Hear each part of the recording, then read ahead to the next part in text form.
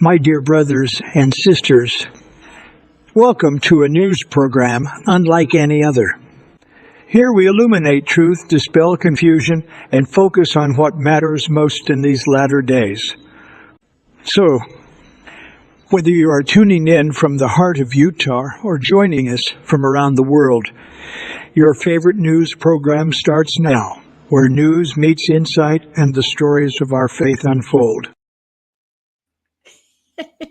I said I would be in charge if I wasn't laughing too hard from the intro. I feel like I am kind of chuckling. Those are amazing, Bill. How do you even get those guys on board to read the intro? It's incredible.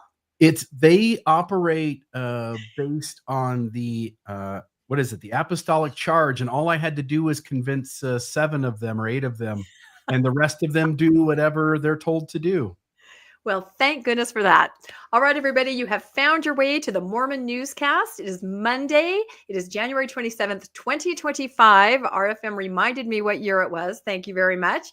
And I'm here with my very formidable colleagues, RFM and Bill Reel. How are you tonight, RFM first? Formidable as usual. Thank you, Rebecca. That's right. How are you, Bill? Excellent. How about you? Not too bad. We were reviewing the stories before we started here. We have... what should we say? A whole can of worms, a fine kettle of fish. We have a lot. And we even have some breaking news just in the last hour or so, which I'm so happy that it broke an hour before and not an hour after the newscast. So I say we dive right in. Let me let you guys know what we are going to be covering tonight. And then we will take it away. Okay. The LDS Church statement on American Primeval. I'm going to be talking about that. Second coming soon. That's RFM. Stay in the boat or else. Bill is going to be talking about that. And the LDS Church response to Fairview is our last story. So we will get right started because we have so much to talk about. I'm going to be talking about American Primeval. I'm sure most of you by now have had the chance to watch this on Netflix. It premiered on January 9th. It is the story of, I'll use some lines from our promo, the intersection of the West, mountain men, Mormons, Native Americans, greed, power, lust. It's a pretty compelling drama. It's pretty gritty. It's pretty graphic. And there are a lot of opinions about this. So before it even came out, and when it was first out, there were lots of headlines that seemed to be concerned with the historicity of the program. What's it going to be like? How will it hold up to the real LDS prophet when they show Brigham Young? Is it going to be historical? They're asking. Is it accurate? They're wondering. And what are the tired tropes of American Primeval get wrong about, Mormonism? So everybody's talking about it. People are blogging about it. People are podcasting about it, all of us included. And then everybody got to take a look at the show, which was interesting. So the church finally has weighed in on their opinion on American Primeval because we were curious. What did they actually think? Will they actually come out and say something? So they put out a statement in the church news. This headline says, Church says American Primeval misrepresents Brigham Young and calls the series dangerously misleading. It also says LDS Church unloads on American Primeval, calling the inaccuracies and stereotypes dangerously misleading. So I don't think there's any doubt here that they're not exactly happy with the program, which everybody is watching, right? Did you guys both watch it? I have not watched it yet, but I have heard a great deal about it. And so I formed very distinct opinions without watching. Well, there you go. And you saw it, right, Bill? You said you watched it with your girlfriend. Yep, I finished all 6 episodes. Okay. I really enjoyed it as a movie. I've got my issues with the history not being perfect, but not all TV shows are meant to be historical dissections. So exactly, and that's how I look at this. It is historical fiction almost, and it didn't capture details that were accurate. I don't think it was really expected to. It was sort of the essence and the tone of the era, and I think it did that very well. And anybody who watches historical dramas, they know that's what it is. You're not going to have, you have to make concessions as far as time and space and place to be able to get your story in. Most people understand that, but the church took a very definite stand by putting this statement out, which I was surprised because lots of times they'll leave things alone, but somebody definitely wrote something. So we're going to go through this. The title of the statement is Depictions That Deceive. Okay. Wait a second. What? Yeah. No, I know. That right there. Well, But they know what they're talking about when it comes to I, depictions that deceive. I know. I have to say this whole statement, to have the nerve to put this out and say some of these things. I'm just going to try to get through it without scoffing if I can, because I'm trying to be professional. Subtitle: When Historical Fiction Does Harm. Okay. So they're warning people right out of the gate. A recently released streaming series presenting a fictionalized interpretation of events in mid-19th century Utah. While historical fiction can be illuminating, this drama is dangerously misleading.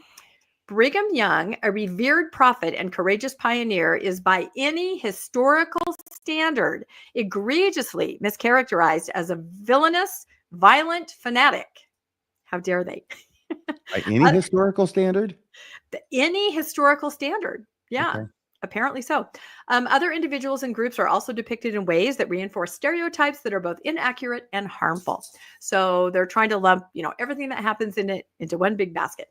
As to the Mountain Meadows massacre, and I feel, who says "as to thee" in a professional statement? It seemed a little strange to me. As to the Mountain Meadows massacre, which the series inaccurately portrays as reflective of a whole faith group. I agree. It inaccurately portrayed it, and we're going to get into that later. The church has long acknowledged and condemned this horrific tragedy. It has also taken significant steps to uncover and share the full truth of what happened and promote healing. Okay, there we go. Let's see, next slide. Rest of the statement.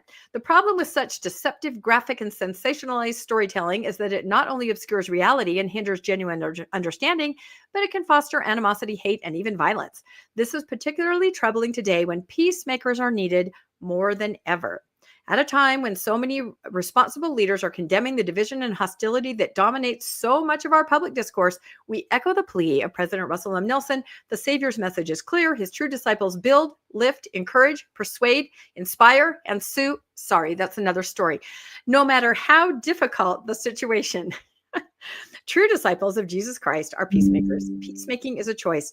I urge you to choose to be a peacemaker now and always. This sentiment, shared across many traditions, is resounding around the world today.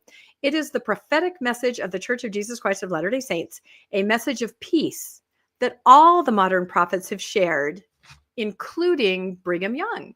Yeah. Known for being a peacemaker. I love it when the church plays the victim card. Yeah, it definitely happened there. But as I said, a lot of those statements are people, when they read that statement, boy, the meme machine went on overload. I'm going to show you a few of those. There were quite a few posts dissecting this statement. Now, the one that we were looking at, and I was kind of chatting with some people online today, was the idea of Brigham Young as a peacemaker. I have a couple statements here. There are so many. Here's one where during the Reformation, his rhetoric was really out of control. He says, you say that man ought to die for transgressing the law of God. Let me suppose a case. Suppose you found your brother in bed with your wife and put a javelin through both of them. You would be justified, and they would atone for their sins and be received into the kingdom of God. I would at once do so in such a case and under such circumstances. I have no wife whom I love so well that I would not put a javelin through her heart, and I would do it with clean hands. But you who trifle with your covenants, be careful, lest in judging you will be judged. So there's one of his peacemaking statements. Another one says, shall I tell you the law of God in regard to the African race? If the white man who belongs to the chosen seed mixes his blood with the seed of Cain, the penalty under the law of God is death on the spot. This will always be so. You know, it's a little known historical fact, Rebecca. Tell me. Brigham Young actually petitioned to have that whole javelin thing included as an Olympic event. Oh my God. Yes. That would be horrible. Anyway, these are, I just couldn't let that slide, that final statement that Brigham Young is a peacemaker, because again, if you've read any of the Reformation rhetoric at the time, which directly leads into the environment that led to the Mountain Meadows massacre, that charged environment, it was that Reformation rhetoric, and it was the idea of blood atonement, which he was preaching during that era. So let's move on here. So as I said, the memes kind of went nuts, which was hilarious. The Lord's Newsroom, oops, I went too far. The Lord's Newsroom, which is always hilarious, said, Netflix show misrepresents history, says church famously honest about its history. I thought that kind of captured it right there in a nutshell. I thought that was excellent. Someone else put this up, which I thought was great. Guess which depiction is more accurate? And of course, this is speaking to, historical fiction or accuracy, which is what the church seems to be calling upon and chastising American Primeval for not being. Guess which depiction is more accurate? You have LDS films showing Joseph Smith with the golden plates translating, Ensign articles, Joseph Smith translating with the golden plates, church curriculum, again, and this is all the way up into maybe just a few years ago, the golden plates. South Park, what year was that? Decades ago. There he is looking into the hat. So again, if you're going to talk about historicity, seems like other people might do it a little bit better at this point. I had to join in, of course. I can't not make a meme. This is Netflix executives consult with Mormon leader on new series, American Primeval. So the next Netflix executives say, Elder Packer, thank you so much for being one of our consultants on the new Netflix series, American Primeval, about Brigham Young and the Mountain Meadows Massacre. Do you have any advice for us? And Elder Packer says famously, there is a temptation for the writer or teacher of church history to want to tell everything, whether it is worthy or faith promoting or not. Some things that are true are not very useful. So I would say that American Primeval kind of followed that advice because what they portrayed was not the true story. And I feel like a lot of us are saying the church should feel pretty happy that the true story was not portrayed. So I want to talk a little bit about truth in advertising. We touched on historicity, transparency in church history. We have done multiple podcasts, all of us, on this topic. But even in a more modern day context, I draw your attention to some of the stories that are told over the pulpit as faith promoting. We have what did you guys call it? The spiral of flaming death, the fiery death spiral of, anyway, RFM and Bill have podcasted about this story. That's not ours. That's not ours. That's someone else, I think. Mormonism Ours is Live? President Nelson Flight of Death. Yeah, I'm going to also then go on to say that I myself podcasted on it, and that's mine, and the one next to it is yours. But of course, the story where President Nelson, he was on a plane, the engines caught fire. Every time the story is told, it gets bigger and grander and fierier, if I can say that. And of course, a lot of us have dug into this and been able to show that that is not historical. That is not what happens, yet the story has been told over and over. So that's kind of interesting that they would find fault with American Primeval for showing something that isn't quite accurate. Here is, oh my goodness, here is the story. What did you call it, RFM? The incident at Mozambique? Is that what you called it when you talked about it? Yeah. This is a more recent story where President Nelson says in its most recent version that he was at dinner in a mission home. Armed robbers burst in. They knew he was there. They held a gun to his head. They pulled the trigger. It didn't fire. He was spared. This story has been told over and over in faithful sources, the church news, Deseret news, and it gets bigger and bigger and more grandiose every single time. And we've been able to show that, no, this story is not accurate. And I have to point out that this is a prompt for lessons in church this year. This is from November. This is from the church website. It outlines that story again. They are encouraging teachers to tell the version where the gun is placed to the head and the trigger is pulled. It's the best version. Yes, we have debunked this many times, yet here it is in the church news saying, teachers, this is what you need to tell your people that this happened. So again, historical accuracy, history. When you get to the last version, it's usually the best. And now you've got two heavenly beings coming down instead of just one, and they look exactly like each other. That's a good point. That is a very good point. Yeah, everybody takes a lot of license with history. And when it's your religion, that's a problem. I also bring up the story of the red hat and the woman in the red hat, maybe not as well known. In President Nelson's biography, he told a story about a woman who he recognized at a conference, and she was wearing a hat, and he recognized her as someone that he'd given a Book of Mormon to years earlier. And he called her up and said, how many people do you think have been converted because of your conversion? And she said, I had a dream about this. Someone would ask me this question, and I have a list here. I mean, it's an incredible story.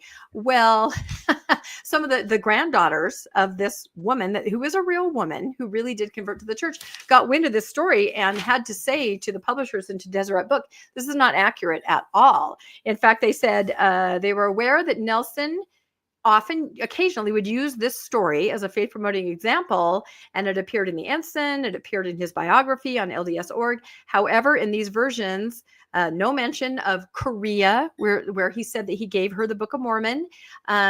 Beverly being a nurse, she was not a nurse, or this encounter at a state conference. So again, like the other stories, they just And get she never wore bigger a and hat. bigger. And she never wore a hat. No, I Right. don't think this is an actual depiction of the woman. I mean, it No. could be. I don't know. But I really liked that hat. So The way they ended up finding out was that it was being promoted. The book was about to come out, and it was they had a chapter promo. I think it was at LDS Living. So it happened to have that story in the chapter, and that's how the other people found out that that story was included in the book before it came out. right. But it was Somebody so sent close them a to coming screenshot. out, they couldn't. They could not edit it. They just had to Right. yank the whole thing. At least They that's had what to they just said. take it out. Yeah, which thank goodness they did, Mhm. So, but had not the family reached out, that story would have been included. And again, if we think back to that statement, very, very strong words against, not being historical, perhaps embellishing, not showing what's true. But you I know also have, something? I'm yeah, so sorry, Rebecca. no, go ahead. It does make me think, we say, and I would say too, well, thank goodness it wasn't included in the book, right? Yeah. But then I think, should such an unvarnished falsehood be less serious only because by chance it was caught and it wasn't published? I And don't that's think it it. is. I think it's just as bad. It is The just intent as was to bad. publish that. Yep. No, you're absolutely right. It's interesting because the family, a faithful family, said, they were very quick to alert them to their mistake because they didn't want people to ask their grandmother about this scenario and put her in a position where she would have to tarnish the reputation of President Nelson by Yes. saying that never happened. So that's very interesting. And then, of course, not just embellishing stories and making them bigger and bigger with proof that they are getting bigger and bigger, but also what is left out, which of course you guys have covered extensively. The Bonnie Cordon scenario, where she has mentioned several times stories about her grandson passing away. And of course, the darker side is that happened with family around in a hotel. They were all grilled by the police. It was ruled a homicide. That is never mentioned, anytime that she brings up this story. So, and there are example after example of this, whereas you just have to say, should the church really be making a statement like that? And here's another reason that I think a lot of people were thinking. It's called the Barbara Streisand effect. Are you familiar with that effect, either of you? Oh, yes. Yeah. Yeah, it's a big deal. It's sort of like, don't talk about it. Just let it, keep it on the down low. It's kind of like I remember going to a fireside when I was like 13 or 14, and the leader was up there pounding the pulpit talking about no necking and petting. This was in the 70s. I was very sheltered. I had never heard of that.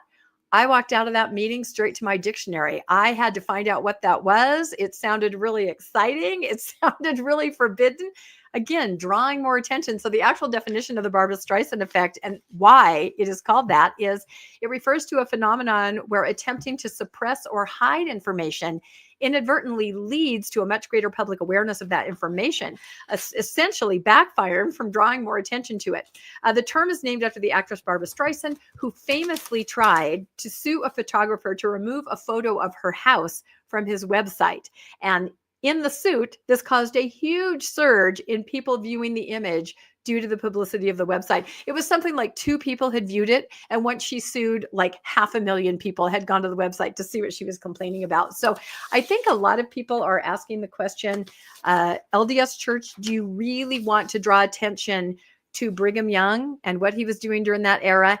And more importantly, to the Mountain Meadows Massacre. And What's going to happen when somebody Googles that and then they find out the real story? That's it. And it's not a whew, it's a, oh my God, it's 10 times worse. It is 10 times worse. And that's exactly what we're talking about here. So I came across this post. I thought this was great on Reddit. It said, if American Primeval is historically inaccurate, please tell us what really happened, right? That whole statement just said there were terrible inaccuracies. Mhm. Well, don't leave us hanging. Please tell us, what did they get wrong?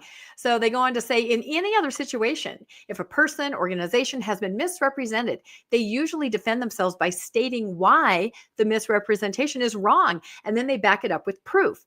They say that the show is incorrect and it makes them look bad without offering up historical accounts of the event. What is the point? No, that's not how it happened. And that makes us look really bad. But we aren't going to tell you what really happened, because that would make us look even worse.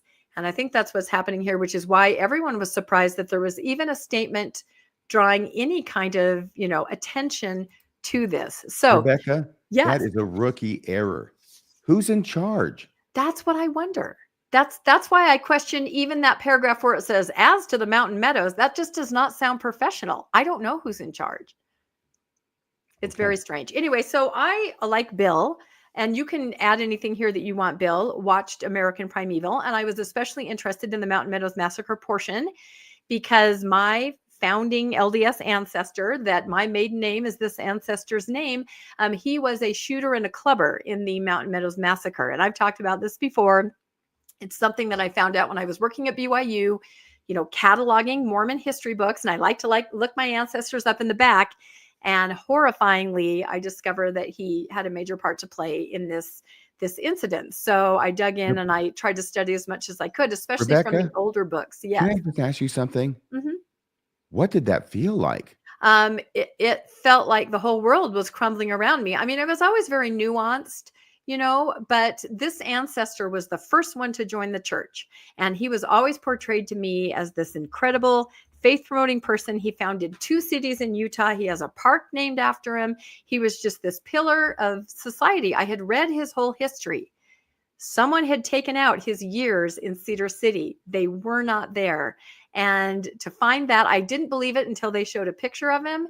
I took that information to a family reunion. I was in my mid-20s when this happened, and nobody wanted to hear it. They told me to take it back to the car. Like they didn't want to hear. They didn't want to know. So I felt really alone for a long time too, until I finally found another cousin who had also stepped away from Mormonism.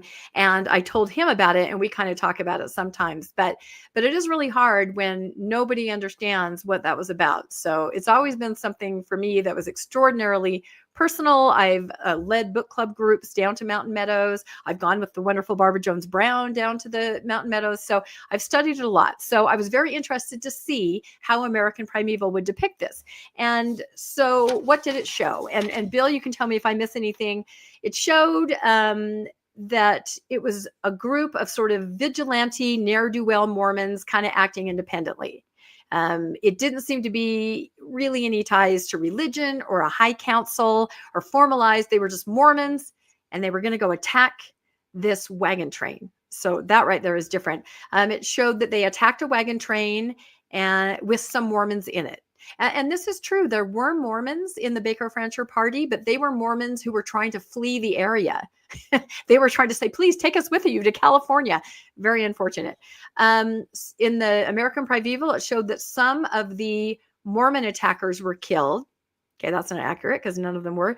They say it happened near Fort Bridger. It didn't. It happened way down Cedar City area. Of course, that's another device in historical fiction where you put events kind of close together. You can't be going back and forth. You kind of show the essence and the tone of what happened. In the American Primeval version, women were stolen by Native Americans and they were killed. And in this version, Brigham Young was not really aware of what had happened until after the fact. And then he sort of told him, you got to clean up this mess. So is that kind of how you remember it, Bill? Yeah, but let me add a little more. So in Gist, they actually get things right. Now, they're not telling the historical story the right way, but they have the Mormons, this group of Mormons acting independently. That's true. They have Brigham Young sort of being lied to about what happened, that it was blamed the Indians. I think there's possibly some truth to that. Although once Brigham Young did know that it was his people who had committed the crime, even quite late, decades late, 1860 something, he was still blaming the Native Americans for it. Yeah. I just got done going to Mountain Meadows for the first time. RFM, you were there a few years ago, correct? Yes. When you know what really happened, and we've done podcast talking about that story, it is so much worse than what was portrayed in this TV series. It seems strange that the church is almost inviting people to go find the real story, because what you end up having is everyone above the age of 6 is murdered in cold blood, and they're lied to that they're going to be protected and that the Mormons are there to get them out of the mess. And then the Mormon militiamen take the males from the Baker Fancher party, walk alongside them, and at the given moment, shoot all of them in the head at the same time. Then kill the women, then kill the children above the age of 6, then take everything from that party, including the clothes of the dead, take the children 6 and under, place them in the homes of Mormon families in southern Utah. So these kids would have seen the belongings of their party and maybe even the clothing that their parents wore being murdered, and people would have dispersed those things and used them. The story is so much worse than this TV show. They should be grateful that these guys did the show the way they did, because if it would have just been a TV show about the Mountain Meadows Massacre, that would have been really yucky for the church. Yeah, thank you, Bill. Yeah, that's exactly what we're going to talk about, what really happened. And again, when you know the details, you just can't believe they would even open that Pandora's box, even remotely want somebody to go, I wonder what Mountain Meadows is, and Google it, because you're going to find out quite quickly. And just as I was putting together my list, kind of like what you just said, Bill, of what really happened, this article came out in the Tribune where they talked to Barbara Brown, and she wrote a book, Vengeance is Mine. We went with her with the book club group down there, and she gave us a whole tour, and she's able to explain, and she's a faithful historian, but she is able to explain this is a horrific moment in history that has been underreported for, over a century, almost 2 centuries. And there's so much more to it. So the article is called "The Real Massacre Was So Much More Brutal, American Primeval and the Truth About Mountain Meadows." And we're not going to read through it here, but it's in the Tribune. I would encourage everybody to go look at it. And I will just say really quickly before I get to some of the signage, what Bill described is actually, it's very correct. It's hard to understand. Why did this happen? Was it a random act of violence? What happened? Well, you have to understand the tone of Utah at the time. And I'm not talking about Mormons are scared of Johnson's army. No, that's not it. Who created the tone? What? Who created that violent tone that was among them? That's exactly what I'm saying. That's exactly it. And I have some insight from my own ancestor on this and in his part that I'll share a little bit here, just because it's a personal story. This is my grandpa's great grandpa. Okay. And my grandpa's grandpa was an 18-year-old. I don't have confirmation that he was involved, but my grandpa's great grandpa, there's a federal arrest warrant. He was a shooter and clubber. So was another one of his sons. So, they were there, but the tone there is, Brigham Young, a theocracy. He was the prophet. He was the governor. He was the Indian agent. He was completely powerful. The government, President Buchanan, knew that it was a problem. They were sending troops to replace him as the governor. He kind of held westward expansion almost like a mob, you know what I mean? It's like, you want to get through here? He was kind of standing in the way. From his perspective, he was keeping the peace so people could travel through. So when they found out that somebody was coming to replace him, Brigham's young idea was, okay, I'm going to show him what it's like without my protection, right? This is what it's like. So he gave the Native Americans permission to raid wagon trains as they came through, joined by Mormon members down there in Cedar City and around. And so they were doing these raids. They weren't hurting anybody. They were stealing goods. They were taking the cattle. They were taking goods, right? And this is to prove, hey, back east, you call us the Mormon problem. We are keeping the peace. Without us, without me as the governor, all hell's going to break loose. So the Baker Fancher Party, another problem is that throughout the history of the church, this group has been vilified. They killed Parley P. Pratt because they're from Arkansas, they say. The gun that killed Joseph Smith is being carried in one of the wagons. Some of the men that killed Joseph Smith are part of this party, right? Vilified to justify. They're poisoning. They're putting poison in the water hole. They're poisoning the stuff. This is all invented after the fact to try to justify what happened. This was a fine, upstanding group of extremely wealthy people who had gone back and forth on this trek to California, moving their cattle herds. Think Yellowstone. It's like the upper echelon of society in Arkansas. These guys were wealthy. They had a wagon full of gold. They had thousands of cattle, and they were traveling through. So what happens? They're raided, right? It's supposed to just be a normal little raid. It goes wrong. Somebody's killed. The people in the Baker Fancher Party recognize that it's not just Native Americans. There are some white men here. And much like viewing a mob hit by accident, you're at a gas station, you see a mob hit. What happens to you? You're a liability. They have to get rid of you. And this is what happened. So there were a few more skirmishes. Others were killed. The Baker Fancher Party. And again, I'm telling this, very loosely, details, kind of like an outline. They circle the wagons. They hunker down. They're defending themselves. Now we go to the High Council. This is where my relative comes in. He's on the High Council, and they're talking about this. They are the leaders of the church in the area, and they are the militia. Okay. No question that the people who perpetrated this were the church leaders. So my ancestor's on the High Council. He's there with David B. Haight, and they're all talking about it. And my ancestor stands up and says, I think they have to die. They have to die because they're going to go to California and they're going to tell everybody it's not pleasant, but they have to die. So they decide to write a letter to Brigham Young asking what to do. The fact that they have to write a letter tells you what Bill said. The climate there is such that the answer could be yes. Don't you think? Just the fact that they wrote that letter tells you that they expected the answer could be yes or no. Letter doesn't get there in time. There's a whole bunch of details there that you can look up if you want. Bottom line is the wagon train, they don't have food. They don't have water. They're suffering.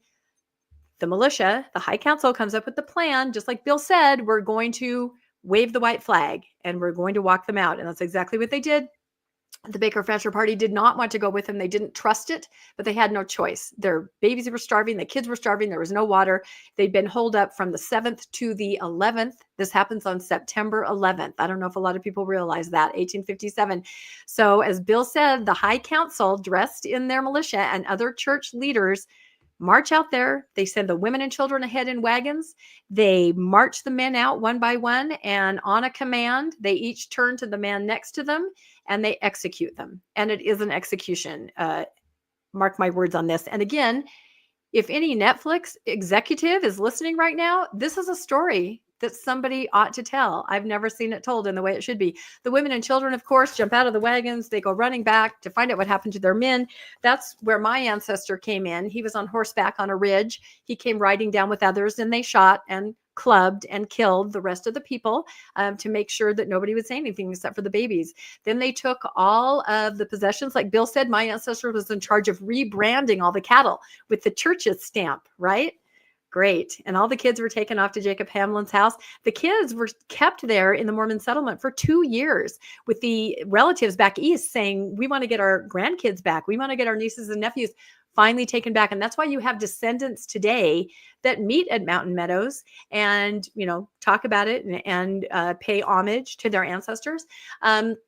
The perpetrators, the people in the militia, like my great-great-great-great-grandfather, he was sent up to settle Hiram, Utah with a couple wagons, and that's what he's known for. That chapter is gone. I've tried to add it to Family Search. Other people have tried to add it to Family Search. It's taken out any mention of the Mountain Meadows. And it's just the people, eventually it was John D. Lee, as we all know, whose blessings were restored after he was convicted and executed. So it's quite the story. And I just rehearse it to let Netflix know, because I'm sure that a lot of Netflix executives are watching our show right now. This would be a story. And again, I cannot understand why the LDS Church would want even the tip of this iceberg revealed. And they did say that they try really hard to tell the truth about things. Did you notice anything about the signage down at the site, Bill, if you were just there?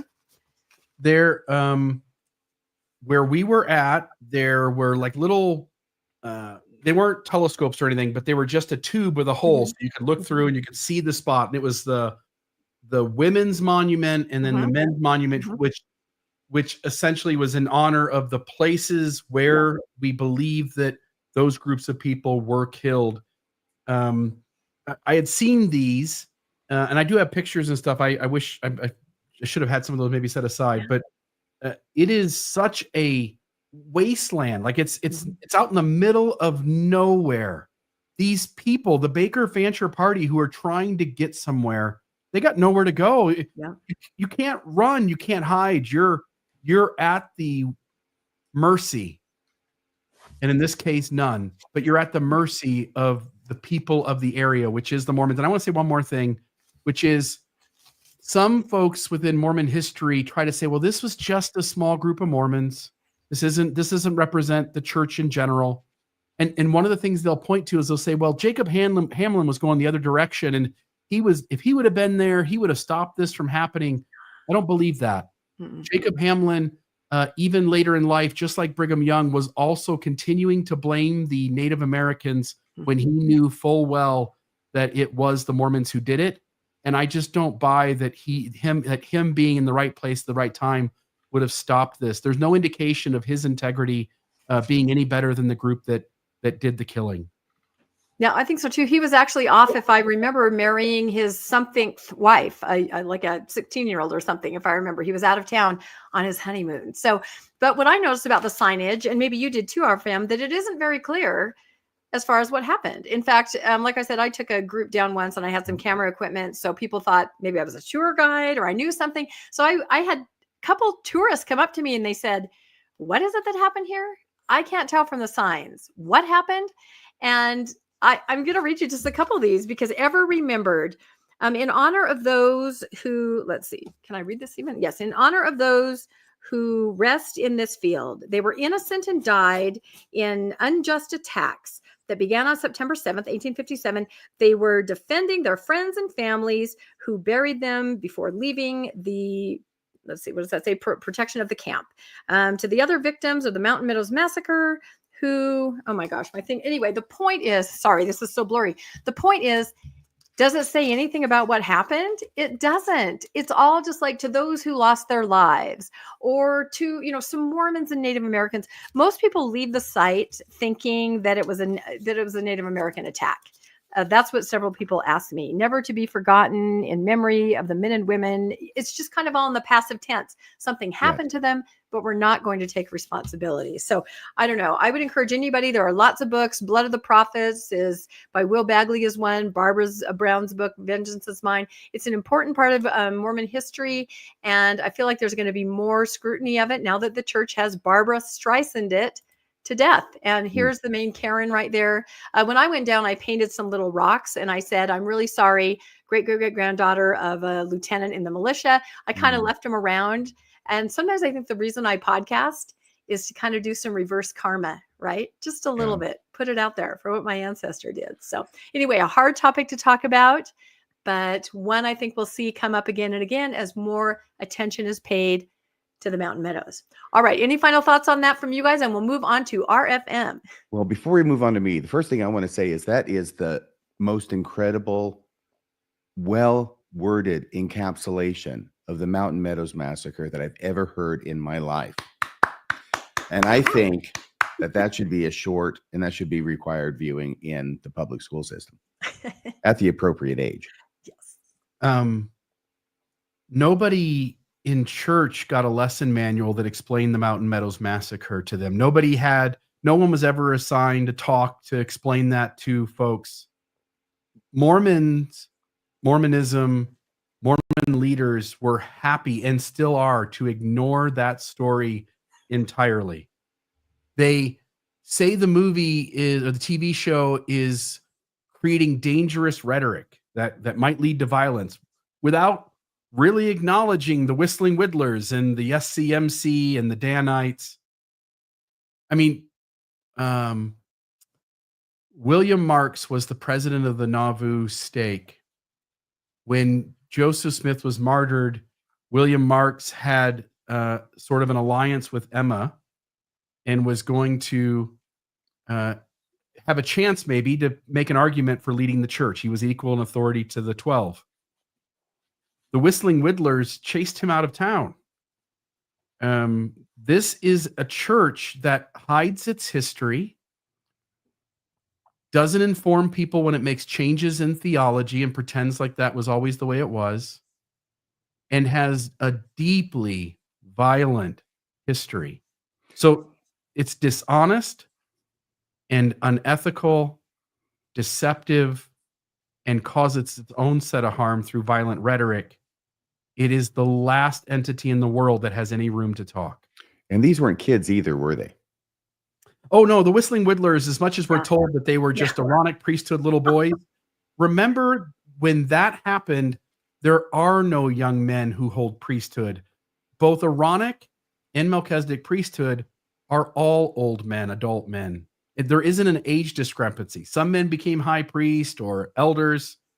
Some men were Aaronic priesthood holders, but all of them, you wouldn't have been able to figure out which one's which based on age. That's just not how they split things up back then. So no. No, they were like maybe 18, 25. Yeah. And these weren't pocket knives. These were Bowie Mhm. knives that they were chasing. So you would come into town as a stranger, and if Brigham didn't want you there, then 6 or 7 grown men would surround you, whittling wood with their Bowie knives, and walk you right out of town. And looking at you meaningfully. Yeah, and some people did disappear. We make the argument that we can't find a hard, demonstrable case of someone being killed by Brigham Young's orders, but I will just say there are folks in Mormon history who came into town, or other folks who Brigham didn't want to be around, and they did disappear. That happened. Anyway, I just think it's unfair to act like this is just a small group of Mormons who aren't doing the Mormon thing. Can I finish with a little video that I made when I was out at Mountain Meadows? Yes. This is a couple years ago when I was down there, Bill. So let me see if I can make this work, okay? You know, Hang on a back in the second here. day, it was a meadow. It was beautiful and it was lush, and it doesn't look so much like that anymore. Here, let's see how this works. In the valley below, between September 7th and September 11th, 1857, a company of more than 120 Arkansas immigrants were massacred by Mormons who had enlisted some Paiute Indians to help them with their deed. This is where it happened, September 11th, 1857, the Mountain Meadows Massacre.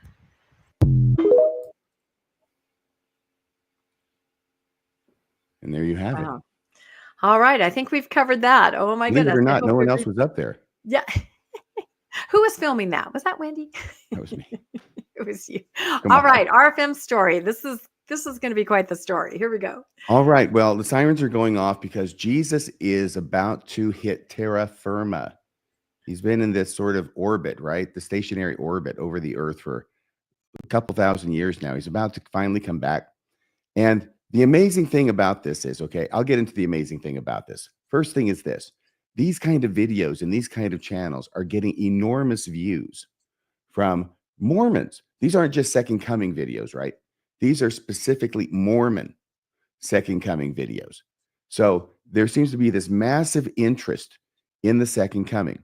And these second coming videos keep talking about how it's like right now, it could be tonight, you know, you might want to eat a good dinner. It's going to be this year. And then a lot of times they'll play sound bites or quotes from general authorities or President Nelson in order to give it perhaps a more urgent spin than might otherwise be meant by the speaker. Oh, here is, this is, I forgot, Bill, I do have a video. I'm sorry. I just wanted to play just the first little bit of this. And if we can do that, there's a fellow in it. He's a young fellow and he seems very nice. I think he's got a plushie in the background on a shelf. If that's what it's called, we'll see when we get to it. But the whole thing is this, is that apparently he had announced on a previous episode of Rise Zion, that's the name of his podcast, that there were rumors about that general authorities were training the local leaders and they were training them about preparing their wards and stakes for the second coming. And those were rumors. And I'm thinking, so what? I mean, they've been doing that for 200 years almost. They've been training us to be ready for the second coming. But now all of a sudden it becomes, wow, this really means something more now than it has every time it's happened for the last 200 years.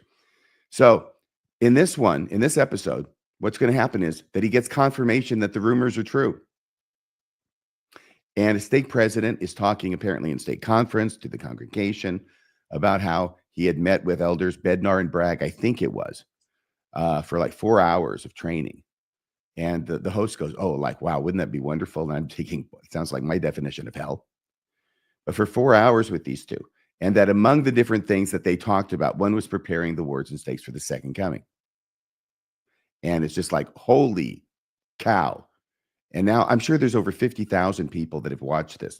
I think it was released it was over the weekend, a day, maybe 2 ago now. It might have been on Saturday. You have this ready now, Bill? You are the best. Thank you. I'm sorry I caught you flat-footed like that. Okay. This is just like the first 3 minutes or so. All right. Hello, everyone, and welcome to Rise Zion. My name is Seth. Gee. I hope you're all having a really fantastic Saturday.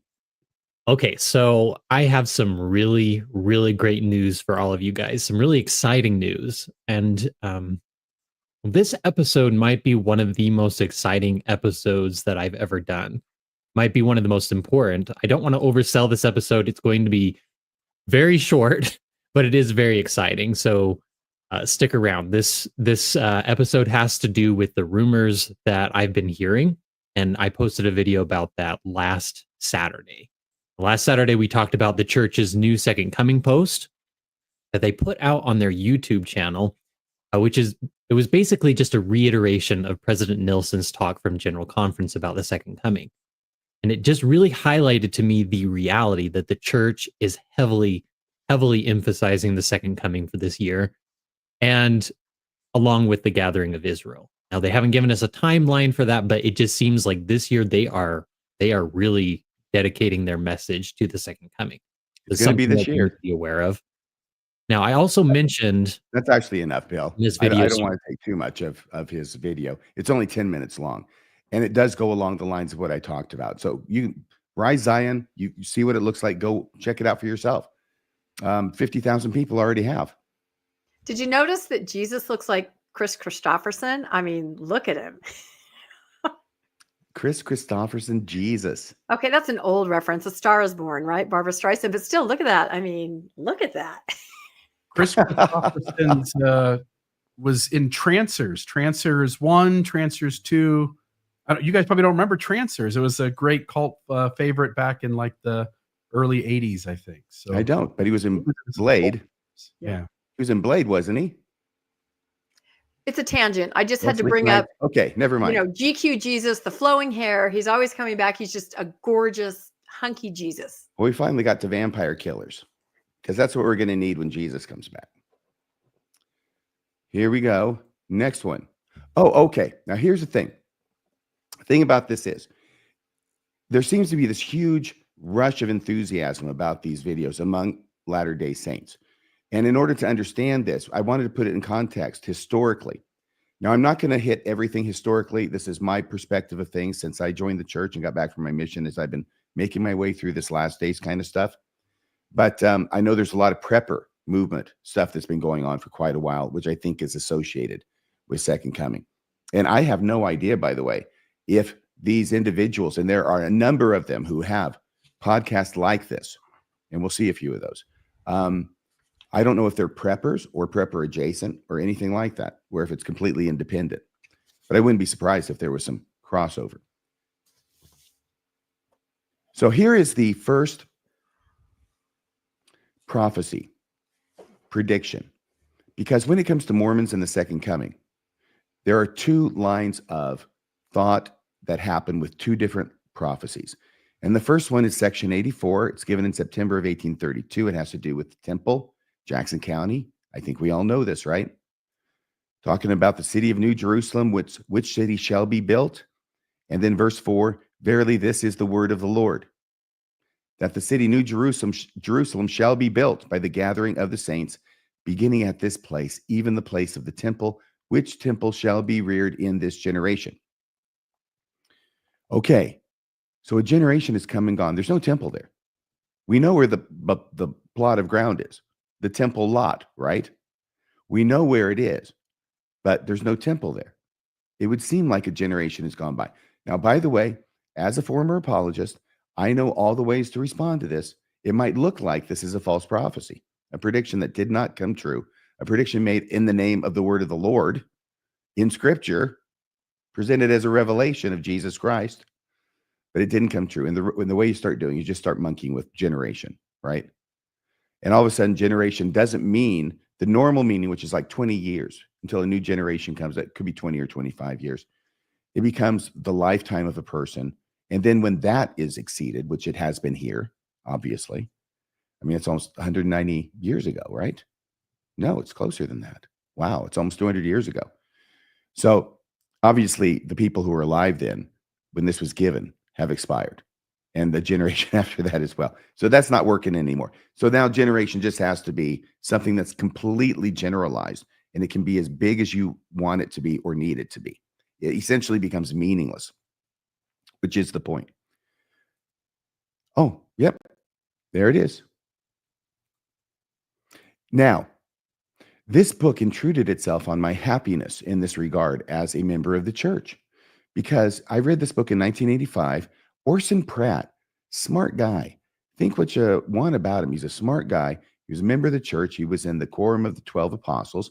And I think most people have a begrudging respect for him for standing up to Brigham Young on subjects like the Adam God doctrine. And they had a big fat feud over it. And but Orson Pratt hung on to his ground. And eventually, ultimately, history shows that the church adopted Orson Pratt's view and rejected Brigham Young's view. The thing that made this difficult for me is that there's all sorts of sermons, and it's just collected, and it is compiled by N.B. Lundwall. And that's John Lundwall's granddad again, isn't it? That's Dr. John's granddad. That's right. He also did the perpetrators of the murder, the mob who killed Joseph Smith. He's a great compiler of things. He compiles all kinds of stories. It's a long and unwieldy title, almost so much so as the churches, but I think it's The Fate of the Persecutors of the Prophet Joseph Smith. It is. I had it. I had that one. And I had this one. But I'm reading through it, right? And just, basking in the glow of Orson Pratt's, wonderful spiritual brilliance. And all of a sudden I come across a passage where he's talking about returning to Jackson County. And he's talking about returning to Jackson County within the next few years of the time he's giving the sermon. And he's emphatic about it. And this is our faith as much as the Book of Mormon, and I'm looking at this, and obviously it didn't happen. I'm reading this in 1985. And I was shaken. The good thing is, if you don't investigate these things, after a while, they kind of fade away and you just go on with your life as usual. And that's what I did.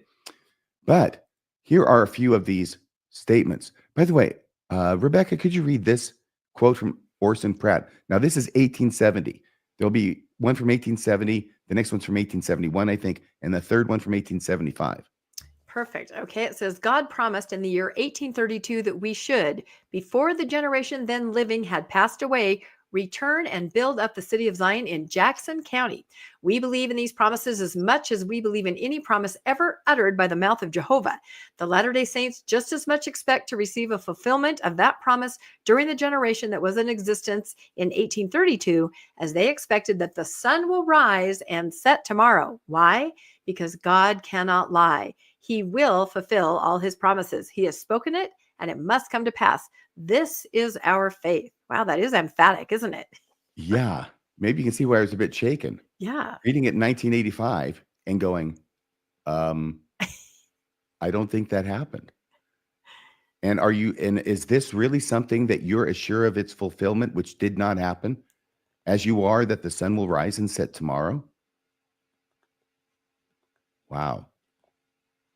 And if he had done it, it would have been an example of God had spoken, it must come to pass. He cannot lie. Well, apparently he did, or at least he fibbed big time. So that's the first one. Hey, Bill, could I enlist you to read the second one? And This is the next year, 1871. Once again, Orson Pratt. So 1871, April 9th, Apostle Orson Pratt, a temple will be reared on the spot that has been selected by the finger of the Lord, in the cornerstone of which has been laid.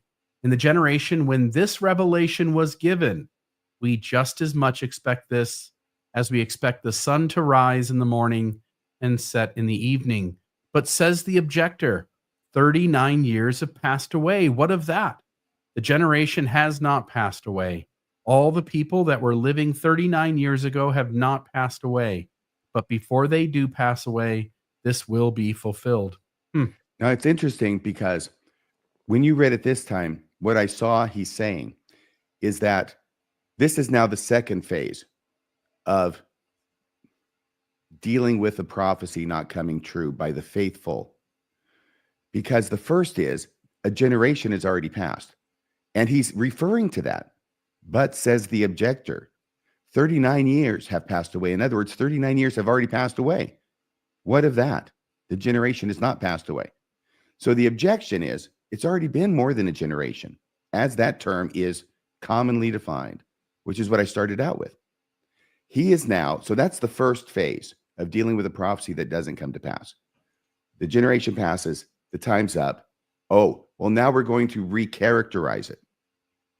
And we're going to recharacterize a generation as everybody who was alive at the time the revelation was given. And that's what Orson Pratt is saying now. And then the third phase is, well, a generation can go on forever. So let me go to this next one. This is the third one. 1874. Orson Pratt again. God said in the year 1832, this is obviously a theme of his. He's emphatic. Before we were driven out of Jackson County in a revelation that before that generation should all pass away, a house of the Lord should be built in that county. This was given 42 years ago. It's interesting because we see as time goes on, you know, it gets further and further ago, and the reasons for its lack of fulfillment become more strained. This was given 42 years ago. The generation then living was not only to commence a house of God in Jackson County, Missouri, but was actually to complete the same. If you believe in these revelations, you just as much expect the fulfillment of the revelation as of anyone that God has ever given in these latter times. Does he pick up the book of Doctrine and Covenants before the audience? Is he saying this?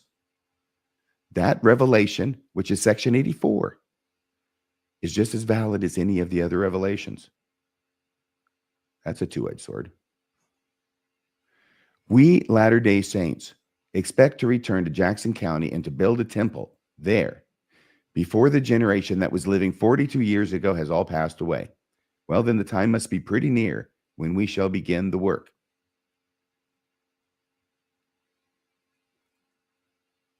In spite of apologetic responses that were developed later by the church, church leaders at the time believed those prophecies literally. Even though this is the second phase, at least it still has some kind of definitory power, right, on a generation, instead of something that could just go forever, like calling the dispensation of the fullness of times its own generation. Now, any comments from you, Bill, or you, Rebecca? No, I'm just glad you pulled those quotes out because it's so interesting to show that they were so fervent in their belief, just like today. So kind of do the math on that a little bit. It really helps to put things in perspective. That's a really good point. You know, this we can look back on and see that Orson Pratt was very much mistaken in his beliefs, even though he said he knew it as much as he knew anything else about the church. Is it possible that there are apostles today who are saying the same kind of thing? And they believe it to be true, but they're completely wrong. Just as wrong as Orson Pratt was. Now, this is the second prophecy. You note that the temple built in this generation prophecy from section 84 goes hand in hand with another prophecy, which was recorded that Joseph Smith made. And it's his 85-year prophecy. That's also in the scriptures in a different place. We find one version of it. Here's the 85-year prophecy that Jesus could come by 1890. And I say could because in this version of the prophecy, it says should, not will.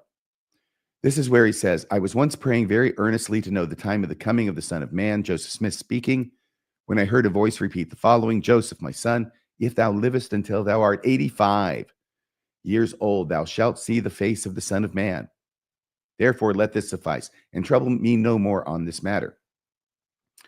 I was left thus without being able to decide whether this coming referred to the beginning of the millennium or to some previous appearing, or whether I should die and thus see his face. He concludes by saying, I believe the coming of the Son of Man will not be any sooner than that time. And that was April 2nd, 1843. You know, I'm reading this now, and you know, that God, that Mormon God, he's kind of a trickster God, isn't he? He never really outgrew the old treasure guardian phase. You can take the guard out of the treasure guardian, but you can't take the treasure guardian out of the God. That's just funny. Yeah. So call him back, Joseph. Ask him for clarification. Okay. But 85 years old, this is in section 130, verse 14 through 17.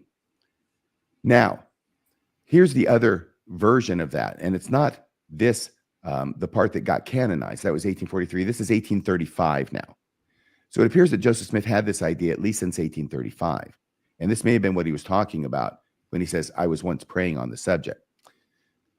So this is February 14th, 1835, the history of the church.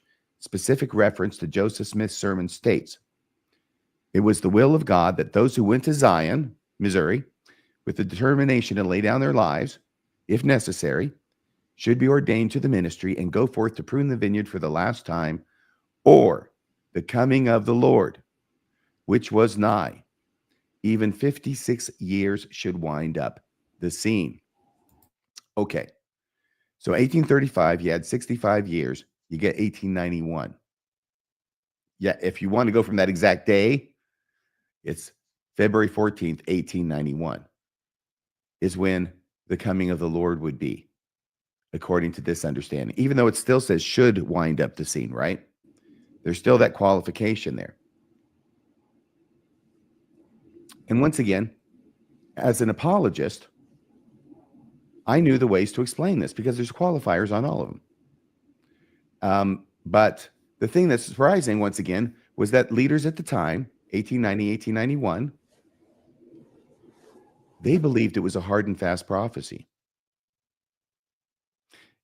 I don't know how that came to be, but it did. And here's a couple of examples, okay?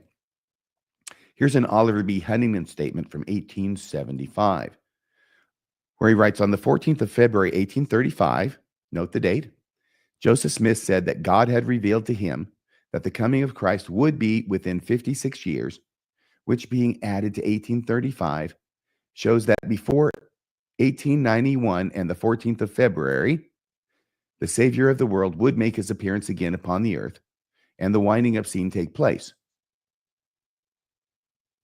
And I think that is the main part of that I want to read.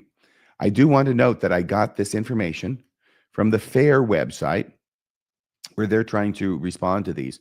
And I tried to make sure that any corrections were made that they were calling into question. I think this is from the God Makers, is where these quotes were originally taken from.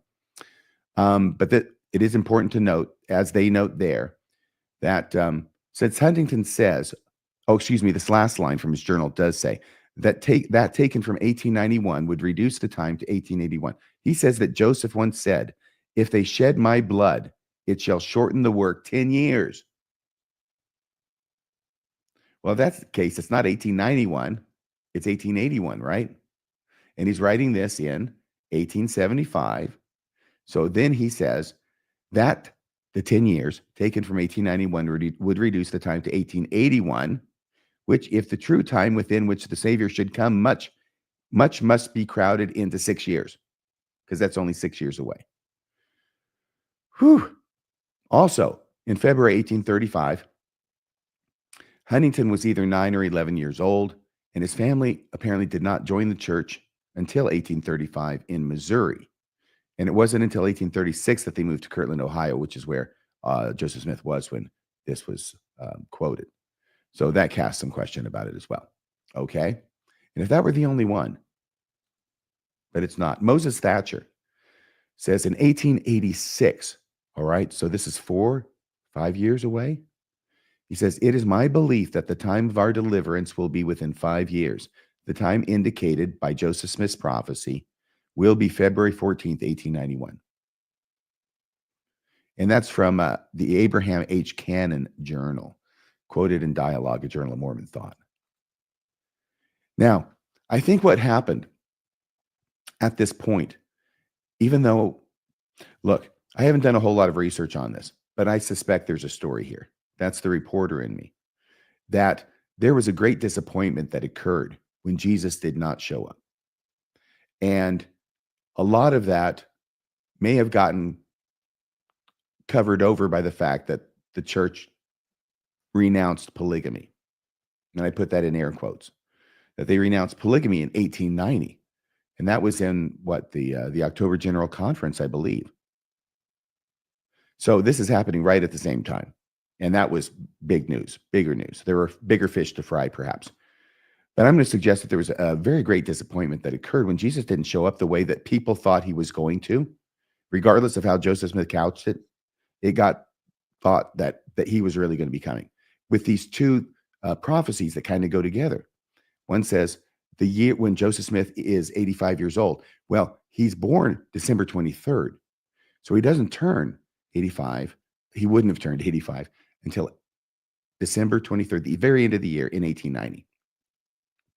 So he basically would have been the entirety of 1891 when Joseph Smith would have been 85.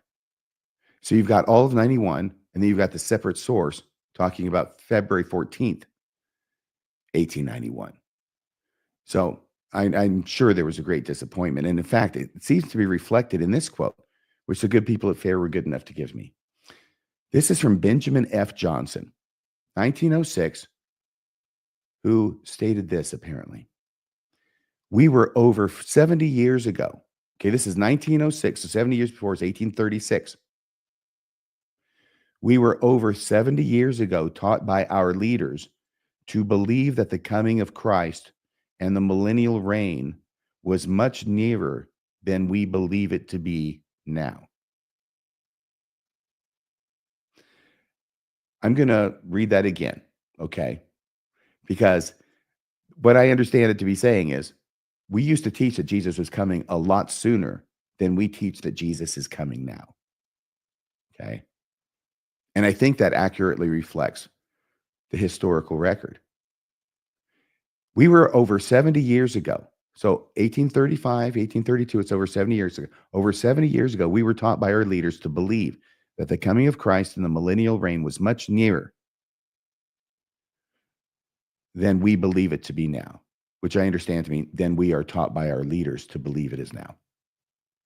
Because what happens is now all of a sudden, I think they intentionally and probably with good reason put the pedal or put the brake on all of this talk about Jesus is going to be coming here or there, and it became very generic.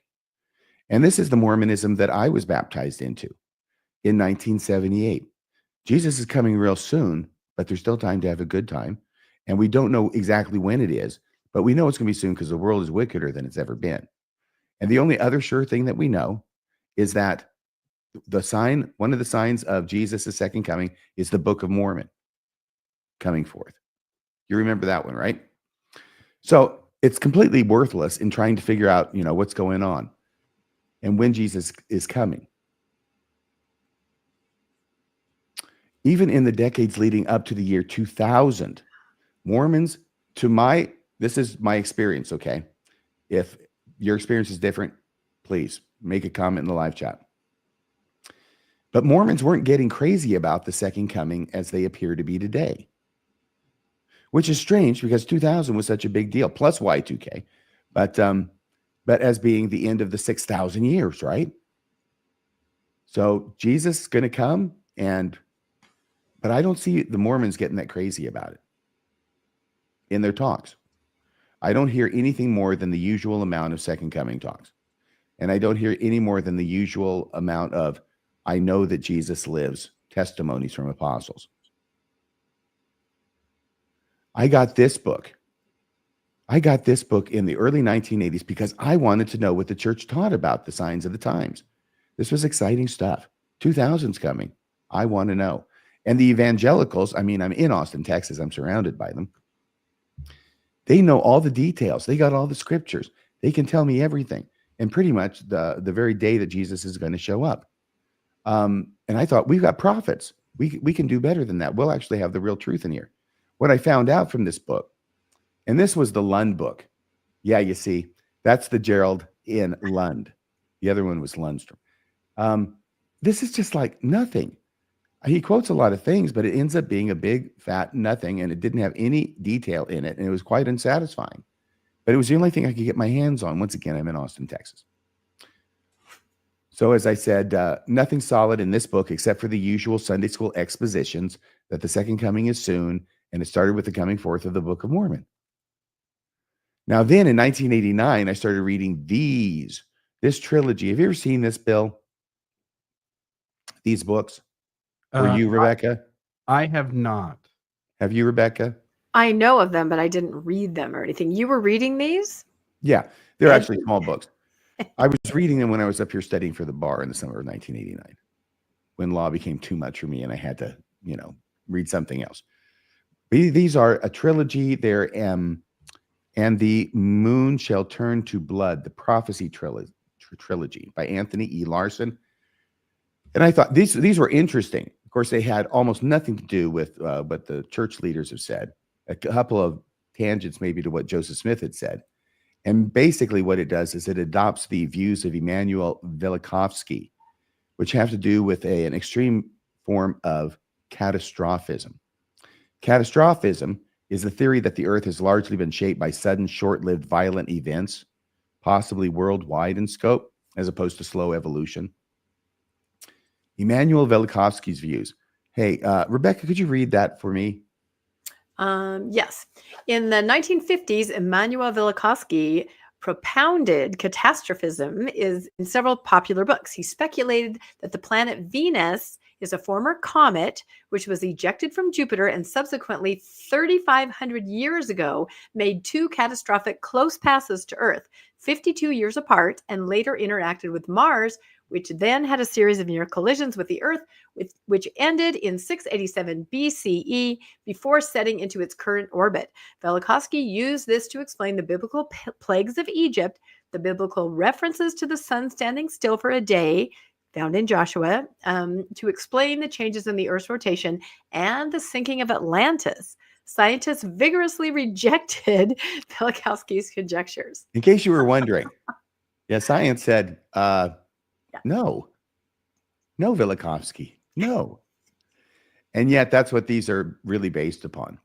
And I think showing my parents that have these books. That Velikovsky was on the right track and that Joseph Smith basically agrees with him if you look at what he had to say about things in the right way. Oh, and then our hero, Daniel C. Peterson. He wrote 2 books on the subject called The Last Days, Volumes 1 and 2, Teachings of the Modern Prophets. And, it's unusual for Daniel C. Peterson to write something that's not apologetic in nature. And I sort of remember at the time, this is back when, I'm still a fan of his, remembering that he really didn't want to write this. He was sort of contractually bound. And so he ended up writing it. And I got it. I read it. And it was horrible. It was terrible. Because once again, all I'm trying to do is find prophetic guidance on what the hell's going to happen. That's all I want to know. Can you just give me a clue? And all Daniel C. Peterson's work did, from my perspective, first off, it was much more scholarly. Okay. His 2-volume set, much more scholarly and detailed. I want to give him credit for that. But the conflicting statements by church authorities on basically every subject covered made it impossible to construct a meaningful timetable. If his goal was, I don't know what his goal was. I would say that he succeeded in showing that there's complete lack of agreement on almost every element of the second coming narrative among Latter-day Saint general authorities. But it seems Mormons have caught the second coming fever like at no time since 1890. That's my perspective, okay? Regardless. Can I just say big then, it's big now. I'm sorry, Bill? Yeah, can I just say, just because you're mentioning books, this was the one that I had, which was Behold, I Come Quickly by Hoyt Brewster. And it just went through like all the things that have to happen before Christ could ever come. And what I realized reading it was there were so many things that still needed to happen that it was nowhere near now anyway. And even one of the main things that is really ironclad in Mormon scripture, Book of Moses, Pearl of Great Price, is that before Jesus comes, we have the Mormons, okay? We have to build, and I'll lend a hand, we have to build the city of Enoch, which is probably the same as the New Jerusalem referred to in section 84. Either way, there's at least one, if not 2 cities, but hopefully just one if they're the same. But the LDS have to build the city in New Jerusalem in Jackson County, Missouri. Because even after they were run out, the Lord said in a later revelation that Zion cannot be moved. That's where it has to be. And it has to be built within a city. And all that has to happen before Jesus comes again. And that seemed to be some kind of a buffer. But I don't know if this has been addressed in any of these multitudinous videos by the second coming people who are doing it for the Mormon audience. But that would seem to be a big problem. But it seems they've surmounted it. And they don't even care about that anymore. Because Jesus could come this year, regardless of whether any city of Enoch is built. No, city of Enoch comes down to meet the New Jerusalem. Okay, thank you. Can I just say, RFM, the idea that New Jerusalem in Jackson County, Missouri, the temple has to be built there. The church is talking out both sides of its mouth. And here's what I mean. They placed value on putting the City Creek Mall into Salt Lake City. They place value into getting involved in the private sector there in ways that sort of contradict truly believing the second coming is near and the church headquarters needs to be in a different location. It's like they want to say the religious rhetoric to the believer, and then away from the believer, they just want to make some money building a mall. Well, as I pointed out before, and it's been a few years since I pointed it out, so it's been going on at least that long. The church, and specifically President Nelson, is completely generalized, universalized, symbolized the meaning of the gathering of Israel. Yeah. It's not literal, okay? It is not literal anymore. It means converting people to the church, and I know it's probably been this way for some time, but he's really, really hitting it hard and making it clear, I think beyond dispute, that we are not going to gather people literally anymore. It went from a gathering place to, I know, gathering to stakes, right? We had that idea, whatever. But now we're not even gathering anymore, except in a symbolic kind of way. Whether it's here or whether it's in the spirit world and doing that temple work for all those spirits who need those baptisms and things, that's now the gathering of Israel. So that's been completely decoupled in spite of the fact that the article of faith still says we believe in the literal gathering of Israel and that Zion will be built upon this, the American continent. And we know where it's got to be built because of the revelations. But that has been now decoupled from the train, and the engine moves on, and we don't need to worry about that part anymore. Can I make a quick comment about your previous slide? No more fervor since 1890. I think about that. And if you think about what was going on in the church in 1890, the manifesto, a rule they had lived by from God's own lips, was now repealed. Maybe a lack of trust in God, of the church, of leaders, sort of a losing control. And what do you do as an organization, especially religion, when you feel like you're losing control? You up the game, right? Jesus is right around the corner. You better stay here. Why would you leave now? He's coming now, right? So it's this tumultuous time in 1890.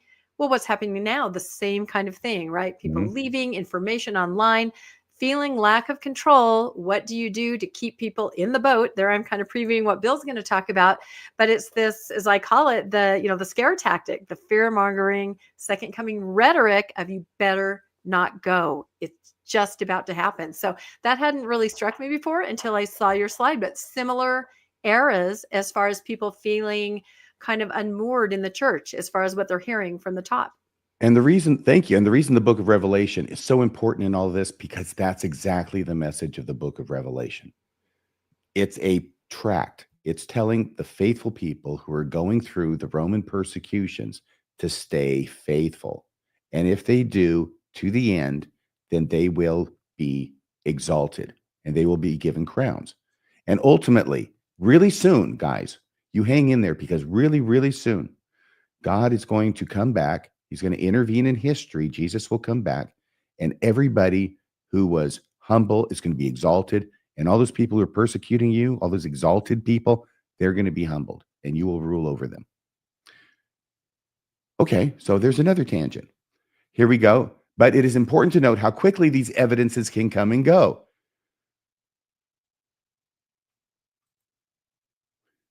Remember Chief Midiga? Do you remember our friend, Chief Midiga? So here's the deal with Chief Midiga. He was a big deal on the Mormon circuit. That was 7 months ago over at CWIC with Madsen, Greg Madsen. Mhm. And this is called Chief Midiga on Temple and Lodge Practices, because he says they're the same. The Two Sticks, probably Ephraim and Manasseh, and Seven Fires Prophecy. All right. Now, I didn't watch this, but obviously he's giving him a platform to talk. So I'm guessing Greg has something to agree with him about, since his message is geared for Mormons and how what he has and what he knows, the information he knows, he says jibes so much with Mormonism. RFM, this Chief Midiga? Yes. That guy. Okay. Thank Just you. Yeah, You went and did all that, and that's going to be a slide in a few. Or did you just go forward to my slide? No.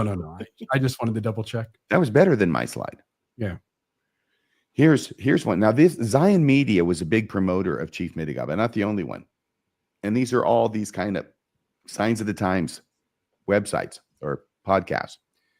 This guy, I dreamed Midiga gathered us all. Big announcement. Something big is going to happen in Independence, Missouri. That's what they say every Friday night. And this is also on Zion Media. Here's Chief Midiga again. The Peacemaker, Mayans, and the three Nephites. You can obviously see there the connections being made, just in the title. Will David Alexander be there? He might be, but he might be on his honeymoon with Jane, his wife. Here is Chief Midiga again. Ancient wisdom comes forth. Now, this is called Uniting the House of Israel, so that's a different podcast. They got a million of them out there. And here's one where he starts talking about his scrolls. Remember all the birch bark scrolls? That's what got my interest. The birch bark scrolls. He says there's thousands of these birch bark scrolls, and they bring them forward, and it's going to be like the restoration of Scripture, and it's going to be it's going to become its own standard work, I think. And he had a meeting with an apostle, he claimed, and all this stuff. And he had some fringe Mormons who were credulous enough to believe him. You see, there's mine. That's why I said yours was so much better, Bill. So that's when I did my analysis of Chief Midiga and the Legend of the Lost Scrolls. That was June 29th of 2024. So that's been a while ago. But you may recall, Bill, that before the show even started, Chief Midiga was in the comments threatening a lawsuit. How'd that go? To the hell with him, huh? Now it was apparently deleted. And I was so saddened by that because I wanted to put it up here because we're not the only ones, apparently, who get the old lawsuit threat from Chief Midiga. Then I remembered, Bill, that I thought that comment that he had made was so funny. I made it a separate post on Facebook. It was brilliant. It was inspired. It was done for such a time as this. So I went back and I found it. And there it was, right there on my Facebook page. And there it is. And I'm going to let you read what you say back to him, Bill, okay? But here's what Chief Midiga said before the show started. Elders will be watching tonight. By that, he doesn't mean church elders. I think he means tribal elders. Elders will be watching tonight, and I will have civil lawyer on dial, as we will take you to court if this is a hit piece. We are Midu of the Midewiwin, led by elders from First Nations. Stop it. Okay, read your part, Pill. Marriage is a sacred. Okay, so You're burying us. Fair use. We're taking you down with us, Rebecca. That's the good part. You never requested to speak with us, he says. You never requested to speak with us, nor asked our approval of content. Yeah, I was doing the story. Okay, but this is where you jumped in, Bill. I said, fair use, my friend. We are a journalistic entity and are reporting on a story. We're also creating comprehensively new content by using it. You wouldn't be the first person, Rick Bennett, we were in a fair use disagreement with. So won't be the last one either. I thought it was very well worded, Bill. Yeah, go. In other words, go pound dirt. And it wasn't a hit piece at all. My gosh. I'm just trying to track what's going on with him because he's become such a source of interest by so many fringe Mormons. Okay. Oh, no. Wait a second. What happened? Breaking news. Oh, that's Steve Pinecker. Do you know Steve Pinecker, Rebecca? I do know Steve Pinecker, and he Is it true does he break a discovered lot you? of news. Is it true he discovered you? It's up for debate. I feel like I discovered him. We discovered each other. Oh, that's really nice. Yeah. Aw. I used her, she used me. All right. So anyway, I love Steve. breaking news, Chief Madigan talks baptism. This is from yesterday over on Mormon Book Reviews. He got baptized. The bad news is, oh no, wrong church. He's a bicker tonight. Wah, wah. Apparently, he'd already claimed to be LDS, but now he's a bicker tonight, which means he's not LDS anymore. I think that's kind of like out the door as soon as you get baptized into another religion. So now Chief Madigan is the bicker tonight's problem, which leaves now the Mormons who hailed Chief Madigan and his scrolls have two choices. One, they can join the bicker tonights, or two, they can denounce him as a fraud. Or three, they can pack up their tents and sneak off into the night. When And are that's the probably what they'll do. when are those birch bark scrolls coming forward? I'm waiting on bated breath, you know. I know, because there's thousands of them. Mhm. Thousands, I tell you. Well, here's the deal. Here's this guy. Now, he's got this podcast called Rise Zion. And there is he started hitting some red flags. He was one of these individuals who wanted to give him what? This is the guy from earlier. It isn't. Well, Yeah. earlier? Yes. I'm sorry. Yes, this is the same fellow. I apologize. Yep. But 2 months ago, he had given him, I guess, grace. He was willing to be credulous until it became impossible for him to believe this anymore. And so he starts saying 2 months ago, the trouble with Chief Madigan. Oh no, red flags that make me hit pause. You know, this is serious. Is that called a squishy? Is that what it's called? Bill, do you know? So. Or a marshmallowy or something. Oh, yeah. Something I like thought that. about getting one of those I over at don't TJ know. I Maxx don't the have other little day. kids anymore. Yeah. It looks so soft and squishy and cuddly. Here's some more on Rise Zion again. Now that's the same one. Yeah, Rise Zion. This is from 4 weeks ago, debunking more Madigan mind games with Trey the expert. Oh, things are getting nasty. I guess the honeymoon's over. And in this one, which he just released, now he didn't just release this. This is 2 months ago, but I found it when I was researching for the show. The host now makes several claims. Number one, these are his claims in this video. Chief Madigan is threatening lawsuits, not only against him, but against the Church of Jesus Christ of Latter-day Saints. The bicker tonights are in the clear for now until they cross him. So number one, Chief Madigan is threatening lawsuits. Two, Chief Madigan is a liar. I mean, he says that. He gives examples. Number three, Chief Madigan is an apostate. That's what he says. And four, he even questions whether Chief Madigan really has those thousands of birch bark scrolls. You know, The humanity. when you're on the inside, there's a level of gullibility you have, and it's sort of on this side of things. You're like, saw that coming. Yeah. Well, we've seen it before. And this is so dangerous because this poor guy, he's got the blue eyes and he looks nice, and I'm sure he's a good guy. But now he's been deceived by this Chief Madigan. He believes he's been deceived by this Chief Madigan. Let's put it that way. I mean, you have to work hard not to connect that with the possibility of Joseph Smith deceiving you too. That's what I'm saying. Okay. But now that Chief Madigan has blown up, former supporters of Chief Madigan have to latch on to something else. Something else like, I don't know, rumor confirmed that stake leaders are being prepared by the apostles for the second coming. And they're being told to prepare their stakes and wards. That's the new thing. That's the new kid on the block. And that will, because if that were true, it would have to be happening in short order. If the apostles are training the stake presidents and the bishops right now, then they're going to be preparing their wards right now. So what's going to happen? Well, nothing's going to happen. It's just going to keep going the same way it always does. And so then we'll have to come up with something new and some other rumor that ignites the fan base of this particular idea. Oh, that's right. Chief Joseph. I told you about Chief Joseph on the phone today, Bill, right? Nez Pierce famously said, "I will fight no more forever," which made me think of Jesus Christ, who said, "I will come back soon forever." How about, "I will come back soon no more forever"? Okay. Forever's the key word. That's all we need to know. That's the key word. No more forever. Now, thoughts from you and you in the live chat. Thoughts on why it is that so many Latter-day Saints are catching second coming fever.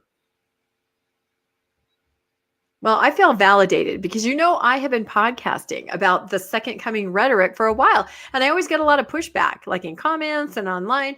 People are like, it's not fear mongering. They're not doing that. Yes, they are. And when you start looking for it, there it is. And why is it happening? Why are people attracted to it? I mean, I first noticed it during COVID when, I kind of emerged into my cul-de-sac, hadn't seen my neighbors for years. Okay, not years, months. But, they'd just been doing church online.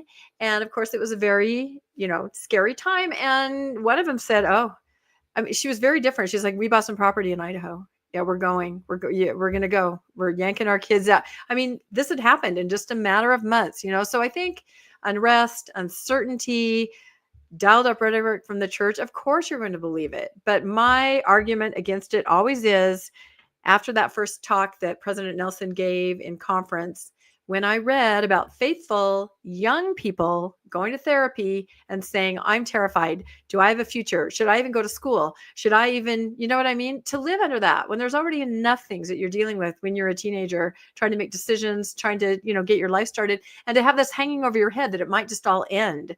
I just, that really bothers me that has to be in the mix for LDS kids. If I can just, to anybody out there watching who is a believer, number one, if you're a believer in Mitiga, the birch bark scrolls are never going to come forward, ever.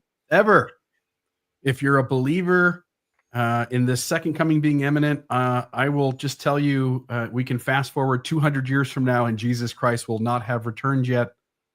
And you can mark my words down as prophetic if that happens, because these guys keep telling you it's going to happen any moment. There's a lot of broken promises, both from the church and from Chief Mitiga, and we shouldn't have high expectations of either.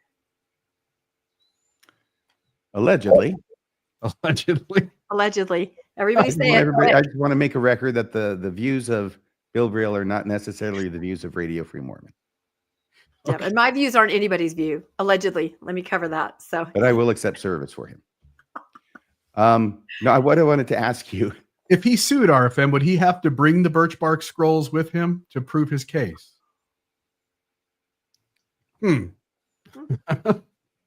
Anyway, go ahead. I wanted to ask Rebecca for your opinion, because you've studied this. Do you feel that the second coming rhetoric is stronger now than it has been in past decades? I do. I actually do. And I think it's I think people are more willing to make these kinds of statements. And I think they're making these statements, and I'm talking about leaders, bishops, stake presidents, area reps. They're making these statements because it makes people enthralled with them.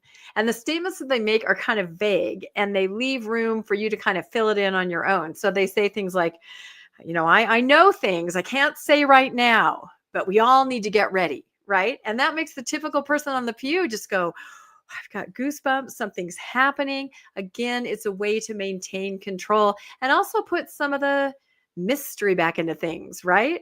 I mean, to make this, otherworldliness. And I agree with you, RFM. I mean, I was in my mid-30s in the year 2000. There was not a lot of rhetoric. I mean, there was Y2K. We thought everything might fall apart and robots might take over.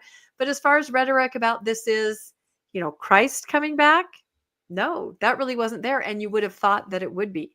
And I didn't notice it so much, up to 2010 and even 5 years after that. But to me, there's a graph, and it's the internet and people being able to look up real, truthful information and dialed up second coming rhetoric. I think they're on a trajectory together because it has to do with control. And the more people can have consent and truth and be able to look up information, the more they perhaps doubt, church. And so they have to put this mysticism back in and scare you and say, you better stay in the pews. Do you want to leave today when tomorrow it's all happening? It's the same as the rapture. If you look into any, churches that really, really are heavy on the rapture, it's the same thing. The kids are scared.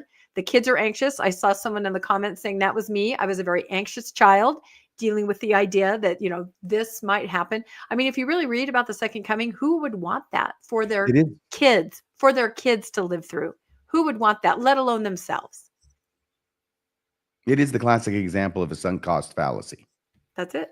If it could be tomorrow, then you're all paid up. Yep. You just got to hang in there one more day. One more day. That's it. Now watch it happens tomorrow. Oh my gosh. Oh, how embarrassing. It really would be. I hope he doesn't make a public example of me. Well, some of the circles that I follow, he's already here, and he has been here for about a decade. Really? Well, I'm gathering my vampire hunters as we speak. Yeah, no, he's already here, and those that know. And because I don't know, and Bill doesn't know, and you don't know, we're not supposed to know, and we will never know. But I also know a lot of people believe when Moroni's trumpet fell during the earthquake a couple of years ago, that set off a chain of events that we are now in the middle of. So, and you did a podcast on that, RFM. I did, but that time's run out. Yeah, well, there's always more. That I'm always really. I'm sorry, I shouldn't say that so certainly, but I think that was part of it. It was like a 7-year period, whatever. It was like a period of 7 years or something. Yeah, missionaries were going to be called home. That happened. You have to admit those two things together. That was quite the coincidence right there. It's going to open the seventh seal. But I'm always impressed with people, prophets, prophetic people who are able to actually put a date on it. If I were a prophet, I would say it's going to happen-ish. I'd put it sometime after my lifetime. But the closer you can make it and really double down, that's impressive. That takes something to do that. Well, that's what Joseph Smith was effectively doing with his 85. I'll be 85 years old. Yep. If he lived to then, I mean, who the hell cares at that point? He's 85. I know we'll see more. We're going to see more. That's the only question. Is that all you have to say, RFM? That was amazing. Oh, thank you very much. Remember Wendy's rumor? What if you learned that the Savior had already returned to this earth? That's what I'm talking about. Yeah, I was just when you said that, I went. No, I know a group of people that believe that, and the messages are in the talks, and the messages are in the articles in the Liahona, and he is already here, and you don't know it. That means you are not special, and you're not supposed to know it. But a lot they believe it because you were supposed to believe it. Yep. Everything that was the intention.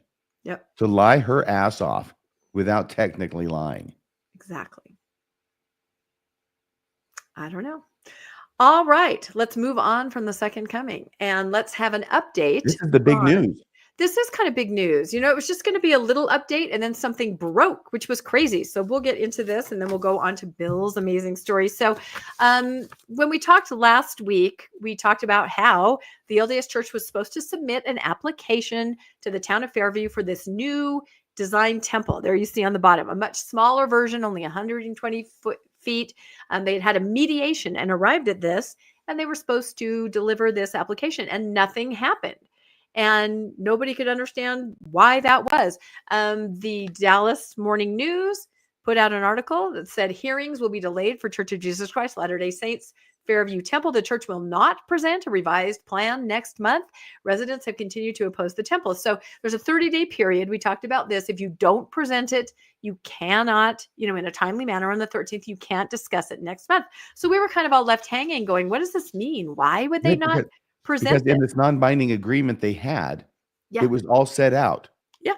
And they both signed. It's non-binding, but it was an agreement they had that the church, that they'd reached an agreement and the church would submit the plans by X date, which would allow them to then have it in front of the planning commission or the planning commission by X date, like 31 days later. Yep. And then it would be in front of the city council for a final vote, like 2 months or a month after that. And so it was all in there. So this was really strange that all of a sudden the church sort of broke the agreement by not filing the very first thing that was required, which was their plan. Exactly. The first step to set everything off from the agreement. Yeah. And so Monday, the 13th, 2025, hearings on the updated plans for the proposed McKinney, Texas temple in Fairview have been delayed. Town officials say there is no application. Left us all to wonder exactly what was going on. And the church didn't say anything. The town didn't say anything. I did a podcast where I made every guess in the world, right? What could have happened? So this kind of goes over what RFM just said exactly, mediation, and they were supposed to submit it. So finally, in this newspaper article, a representative of the church, Melissa McNeely, she's there in Dallas and she makes all the announcements. She came out and told us why they didn't submit the application that would start this whole process, right? And she said, Melissa McNeely, communications director for the Church of Jesus Christ of Latter-day Saints in Dallas, said the church still plans to submit the application, right? This is an article from the end of last week, but it's taking more time to make sure that everything is in place with what was agreed upon in the non-binding, agreement in the mediation. She said the dates for the public hearing for the church's applications will slide a few weeks until their plans are submitted. So that still sounds like everything's kind of okay, doesn't it? They're just waiting. They're going to go back through the non-binding agreement. They're going to look and make sure everything has happened that's supposed to happen. Well, we did a podcast on Mormonish where we went through the agreement. It's not very long, and I don't think I brought a copy that I can read, but basically the steps were, can you read that at all, RFM? The town council will convene in executive session by no later than Tuesday, December 3rd, 2024, to consider a tentative settlement and vote in open session whether to recommend approval of an anticipated amended CUP, which is the modified plan for the temple, right, for the construction of a temple as proposed below. Right. So and this happened. This absolutely happened. The town lived up to its side of the agreement, and they did this. The next thing, number 2, what are they saying they need to do? The town will convene public information sessions in December 2024 to inform residents of the proposed amendment to the current CUP application. Exactly. And the town did that. We streamed that meeting. Do you remember that? We had that playing and everybody was talking about the temple and everything.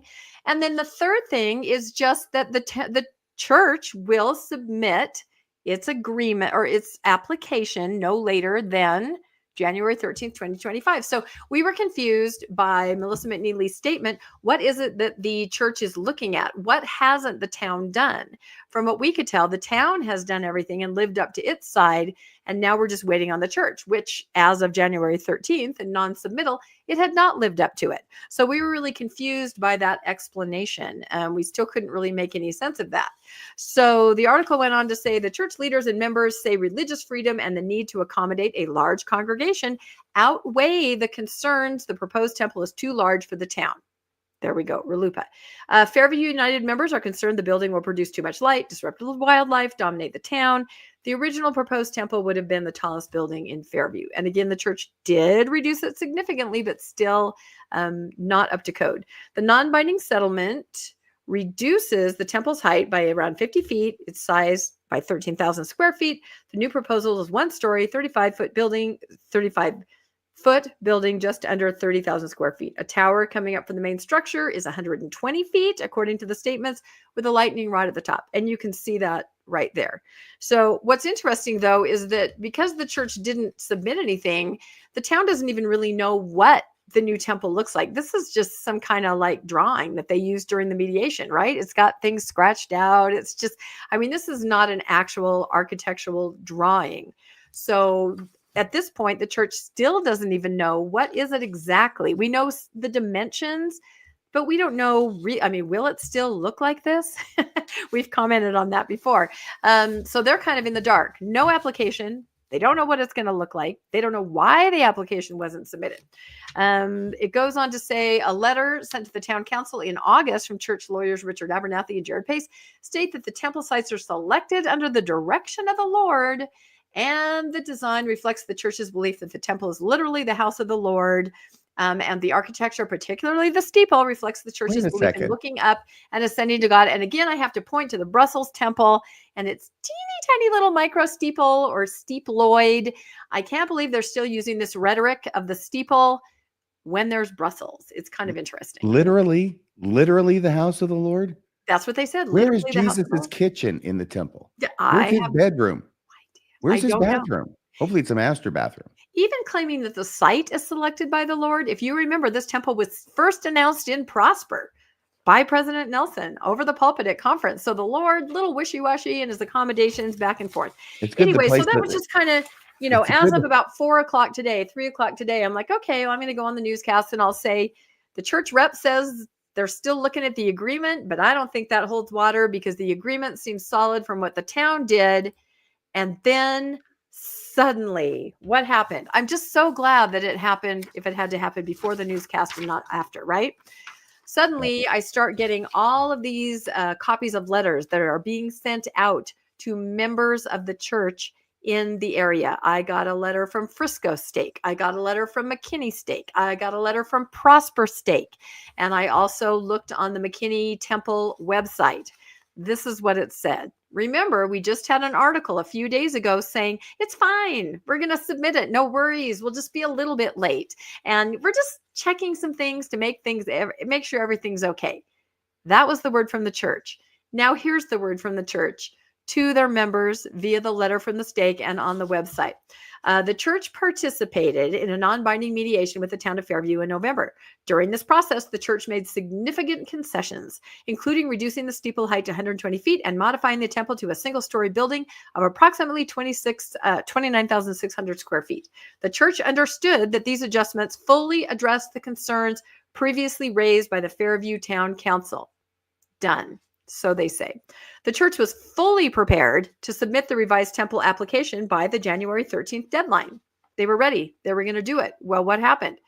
In accordance with the mediation agreement. However, based on recent discussions with the town and public statements made by the mayor of Fairview, that would be Mayor Henry Lessner, it became clear that there were concerns about the town's commitment to honor the agreed upon terms. Now, right there, it was a non-binding, non-actionable agreement that the town leaders said, okay, that's closer to what we want. Why don't we take that through our town's democratic process, take it to planning and zoning, take it to town council. I think the church forgets that Fairview is not a theocracy. In the church, they can say across the pulpit, God has said, and nobody talks back. You do it. In a town, you have to have the voices of the citizens count. You have to take it through a democratic process. So here it seems like the church thought they had some kind of assurances outside of the democratic process. Oh, they did, absolutely. What? Of course they had assurances. Well, I mean, what assurances can you make exactly when you're a town and you have to think about your citizens? You have to think about this company, church, that's coming in to try to build a temple. Anyway, they go on to tell the members. At the time, I'll say it again. This is the town council. They made a deal with the church. They were going to run it through the dog and pony show of having the citizens show up and express their concerns. And they have control over the planning commission. Planning commission approves it because the city council tells them to. And then the city council approves it because they promised to in order to get the deal. Yeah, and you predicted that on the live stream. You said they may be saying all this, but they are going to pass it. Oh, yeah, it was obvious, even in the most recent meeting, that even though they were saying things negative about the church, they were not there to listen to the concerns of the citizens about this mediation or this deal, this halfway between that they'd come up with. They were there to instruct and teach them and explain to them, to persuade them. They were there to persuade them that this was the best thing for the city. Yeah. So you think that they were going to pass it. Yeah. And I know other people that think that too. But the church did not get that memo, because here's the next line. As a result, the church delivered an official intent to sue. I should say it like this: intent to sue, right? Notice to the town of Fairview this morning, and that's yesterday morning. Please see the letters below for more details. We are grateful for your ongoing faith and prayers and fasting. I added that line. Our sincere hope is to reach a resolution that respects the needs of our growing church membership in North Texas, upholds the rights of all religious groups, and addresses the interests of the town. So what do I do when I get two letters that are legal in nature? I put up the bat signal for RFM and I say, can you please figure out what this means by 6 o'clock tonight? So can you tell us a little bit, RFM, about what the two letters that I sent to you that are available on the McKinney Temple website? These are letters that were One was given to the town on the 13th. So unbeknownst to the rest of us, the town was notified that something was in the works, but couldn't say anything to anyone. And now a second letter on the 27th. Yeah, the January 13th letter said, hey, you guys, we're getting concerned over here with this non-binding agreement because we know that you don't control what your people say, but you guys, and especially you, Mayor, have been saying some things on the record that are very derogatory about the church. And you've even said something that indicated, and this is in the letter, and it might have been in a Dallas Herald article or something, where he said something indicating about trying to still get the church to come down from where they are. Now, that is a violation of this entire, the spirit of this agreement, which is we came down in order to get the temple passed. And now if you're out there saying that you want us to go down further, it sounds like okay, this whole thing is a non-binding agreement. The church is worried that the city council is going to screw them over when it comes to the vote and vote against it. This is a bridge of spies thing, right? And the church is coming out here with their proposed plan. They haven't handed it off yet. And here comes the city of Fairview out here, and they're going to give them the votes, right, that they need to get it. And nobody trusts anybody. I can definitely say the church doesn't trust them. I can't say it's for sure the other way. They certainly have reason not to trust the church because the church has given it to them. But the problem is that the church has to have this go through. If it doesn't go through, they're looking at appeal. Right now, they have an appeal that they can pursue if they choose to, which is the denial of their original permit request for the whole shebang, the big one, the 171-foot temple.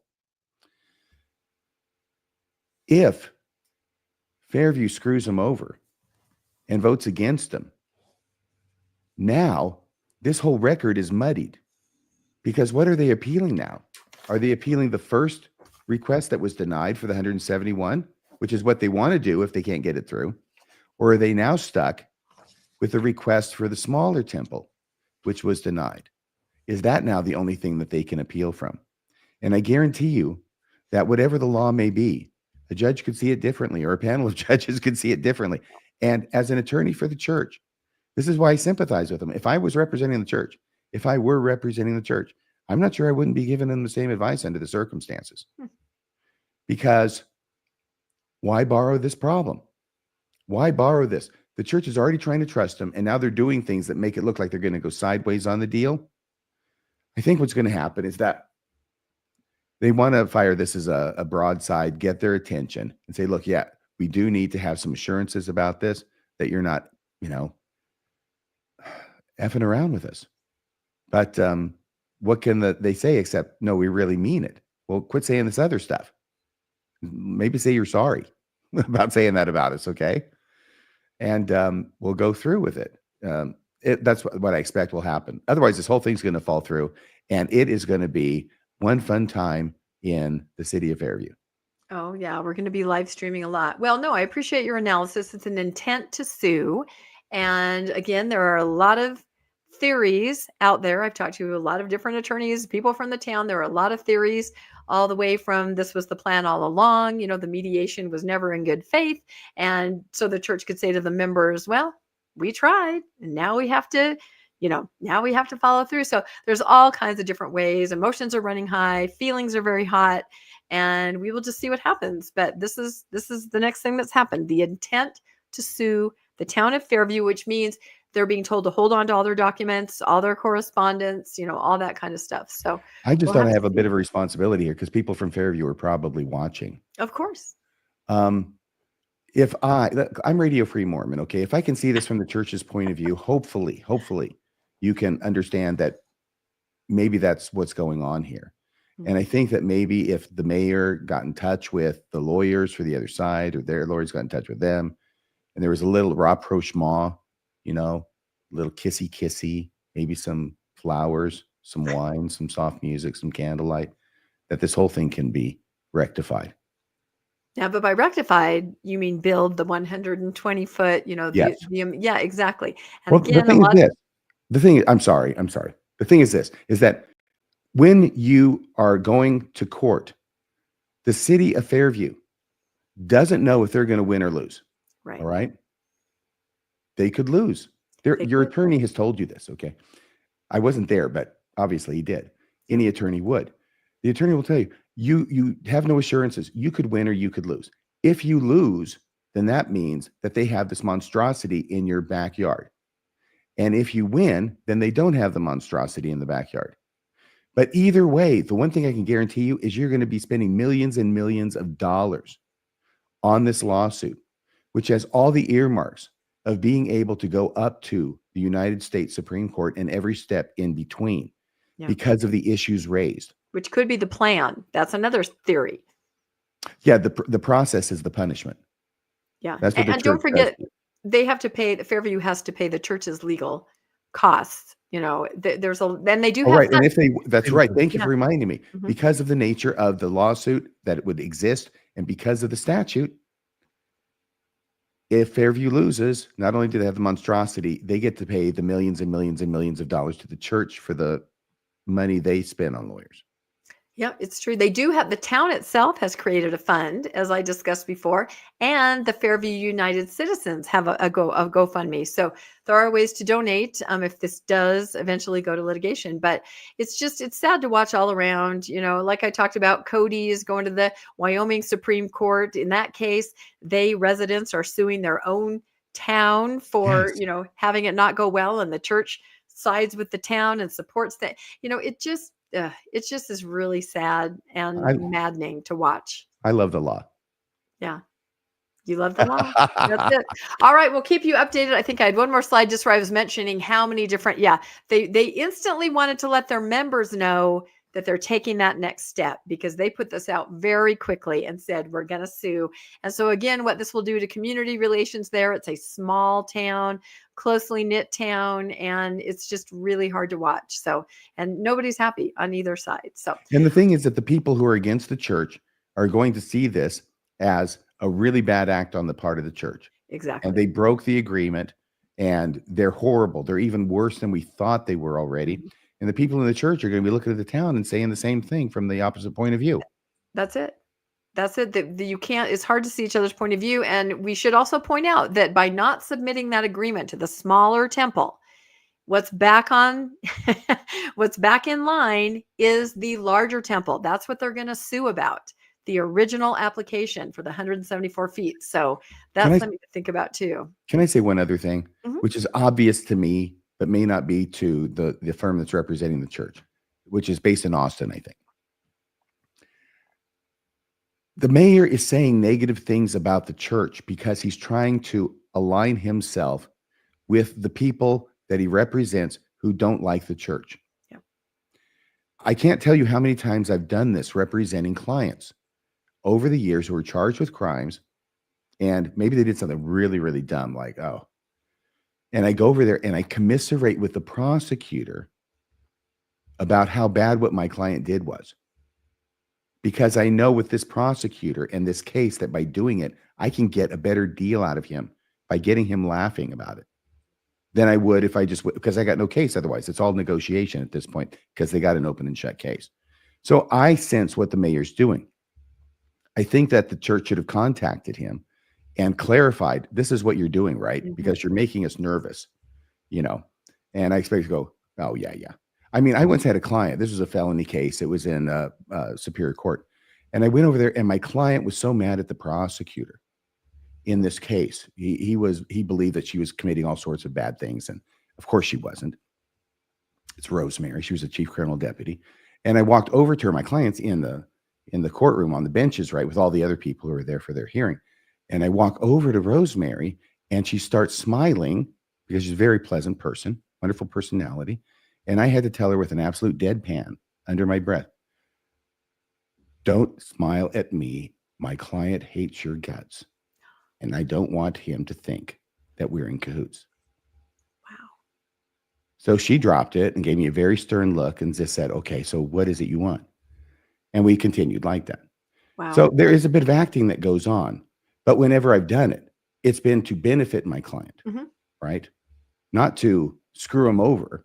And I think the mayor is probably doing this to benefit the church by aligning himself with his disaffected citizenry in order to persuade them.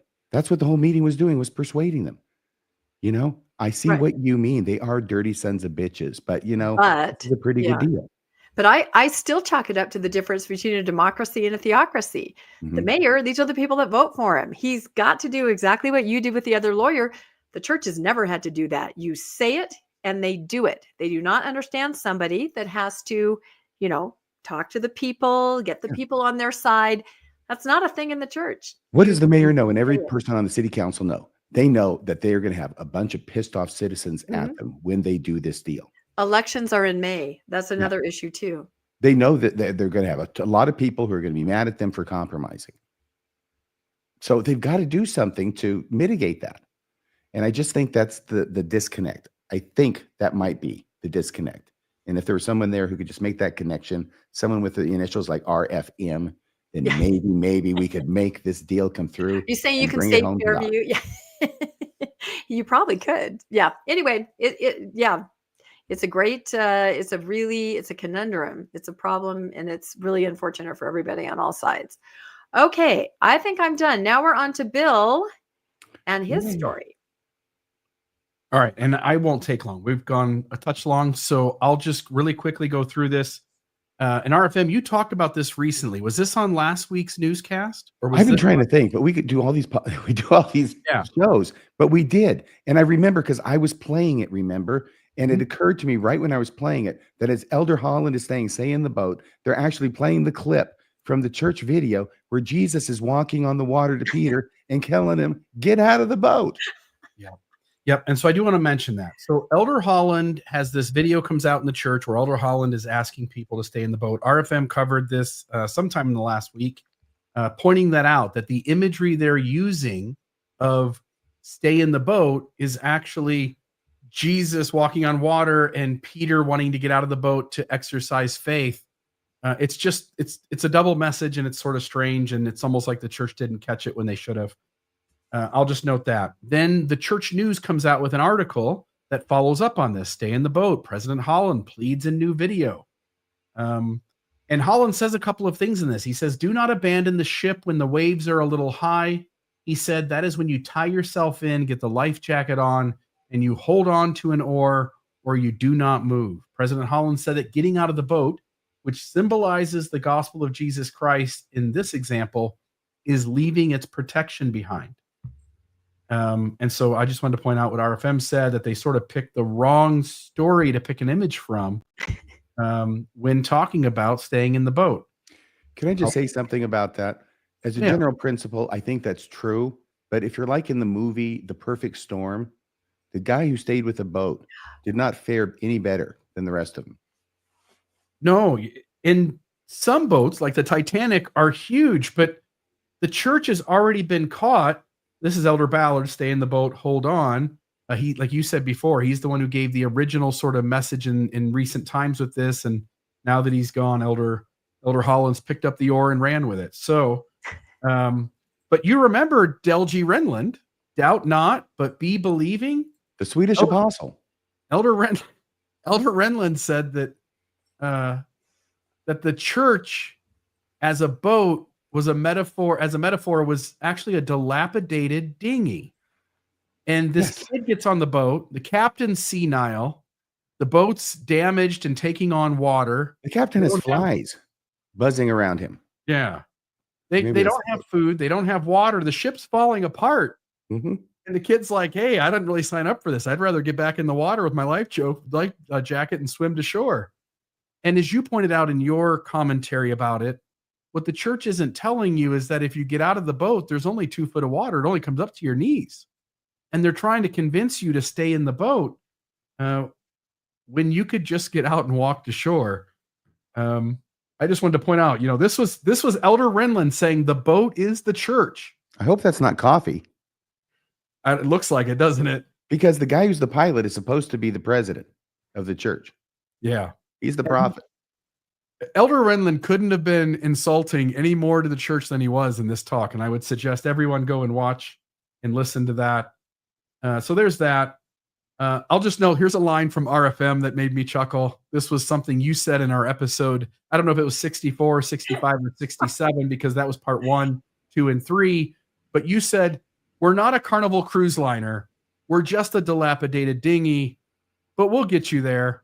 Just trust us. And I'll add, because we're as honest as we know how to be. Absolutely. And the thought occurs to me that I have a challenge for Cultural Hall, whom I hope is watching. Okay, this is your challenge. I want you to do a little meme of Elder Rinlin, call it the Swedish Apostle, and have him sing, de hurdy hurdy, bort, bort, bort. Oh my gosh. What do you think? He can do it. Waka, waka, waka. And I'll just note that just like the second coming stuff, people pick up on this and they run with it. So this was a meme on the left, a little thing, stay in the boat. The experienced river guides today can be likened to the church's apostles and prophets. They help us arrive safely to our final destination. Keep in mind, everyone, that what they help you arrive at is all invisible. There's no way to know that they actually are the guides, that they actually will keep you safe. And actually, there's 1,000 ways to know that they're not the guides and they can't keep you safe. And that's the stuff they don't want you to look at or to read. You know what's really horrible? It's horrible because I think it's true, is that they'll all lead you to the same place as everybody else will lead you, and that's to the grave. Yeah. But the LDS Church hopes that when they get you there, they'll have as much of your money as possible. Yeah, there's the difference. And then one sort of on the funnier side, the old ship Zion, it's taking on water, it's sinking, it's going up, going down into the seas to sink one last time forever. And you've got some church leader there, stay in the boat, stay in the boat. The message of staying in the boat, like the second coming, feels like a way to sort of control people. And you guys mentioned that with the second coming story. I'll just note one other thing, and then I'll sort of tie this together. So Elder Holland also say another way that President Holland taught to help navigate past life's obstacles is to focus on the future and Heavenly Father's promises to those who are faithful to their covenants with Him. We believe that we are gods in embryo, but how does that happen? What are the mechanics of that? He asked. If you say I want to be long-suffering, it is just that I do not want to suffer, and I do not want it to be for very long, but I am really for long-suffering. Well, that just is not the way it works. We get these opportunities to grow inch by inch, experience by experience. And what he seems to be saying is being a Mormon in the church, being a Latter-day Saint in the church, it's suffering. It's not fun. It's not enjoyable. It's not a good time. But if you're going to learn some things, Jesus needs you to do it anyway. Yeah, I hear him saying life's a shit show as a Mormon, but trust me, you'll get to become like God. Yeah. And so speaking about the suffering, I just want to note a couple things. So religious trauma symptoms, religious trauma syndrome. This is essentially the idea that we all have certain experiences in our life that traumatize us. Belonging to a high demand fundamentalist religion, being manipulated to see your world through the lens that it gives you, and it using certain kinds of tactics to control you, cause significant harm to human beings that live out that process. And Stephen Hassan, we all know, I should say a lot of us know, Stephen Hassan came out with the BITE model. And BITE is this BITE. It's the idea of that high demand fundamentalist institutions, systems, control behavior, the B, information, the I, thought, the T, emotional control, the E. And I just want to read a couple of these. So emotional control, and think about the way the LDS Church works with its believers in terms of the second coming story earlier you guys had, in the stay in the boat story. So instill irrational fears, a fear that Jesus is going to come back in 2025. That's irrational. But it's a fear that the church puts into you. Fear of questioning, fear of leaving the group. Stay on the boat. Label some emotions as evil, worldly, sinful, or wrong. Think about what we say about people who start to question the truth claims of the church, its history, or how it treats those who don't fit the small little box that it's established. Teach emotion stopping techniques to prevent anger or homesickness. Stay in the boat is a thought stopping technique. The second coming is just around the corner, is a way to scare you into hanging on and staying in longer than you want to. And I just want to note, go ahead, please. I'll bet they have a similar one to this one under T.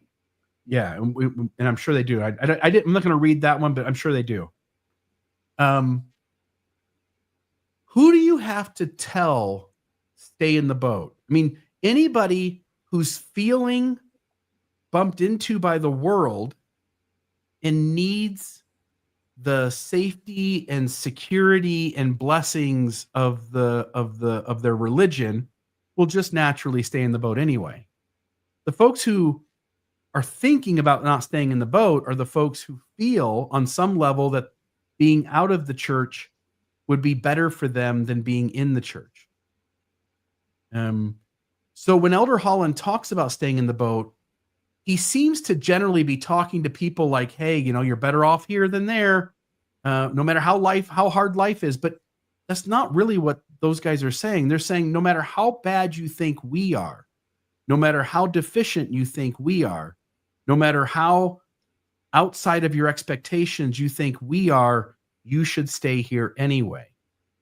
Because if somebody's just having a rough go of it in the world and the church is their sanctuary, they wouldn't get out of the boat anyway. Okay. Promote feelings of guilt, shame, and unworthiness. Stay in the boat. Shower you with praise and attention. Threaten your friends and family. Shun you if you disobey or disbelieve. Teach that there is no happiness or peace outside the group. Stay in the boat. Emotional control. Instill irrational fears. Again, same. Oh, I'm sorry. I got two of the same one. Let me go back to here. I thought I was seeing double. Yeah, thank you, Arthur. What was the emotional control? That was what that one was, right? Okay. Yes, it was actually. Yeah, it was the last one. Let me see. I wanted the information control. Yes. Deliberately withhold and distort information. Forbid you from speaking with ex-members and critics. Now, sometimes as a believing Mormon, you go, well, they don't forbid me. No, that's what the real extreme groups do. What a little slightly softer, high demand fundamentalist religion will do is make you understand clearly that the folks who are ex-members or critics, that they're the chaff among the wheat. They're the tares. They're the lazy learners. And you should not go to them for any information about the church, is what President Nelson said recently in General Do not Conference. counsel with those that do not believe. Yeah.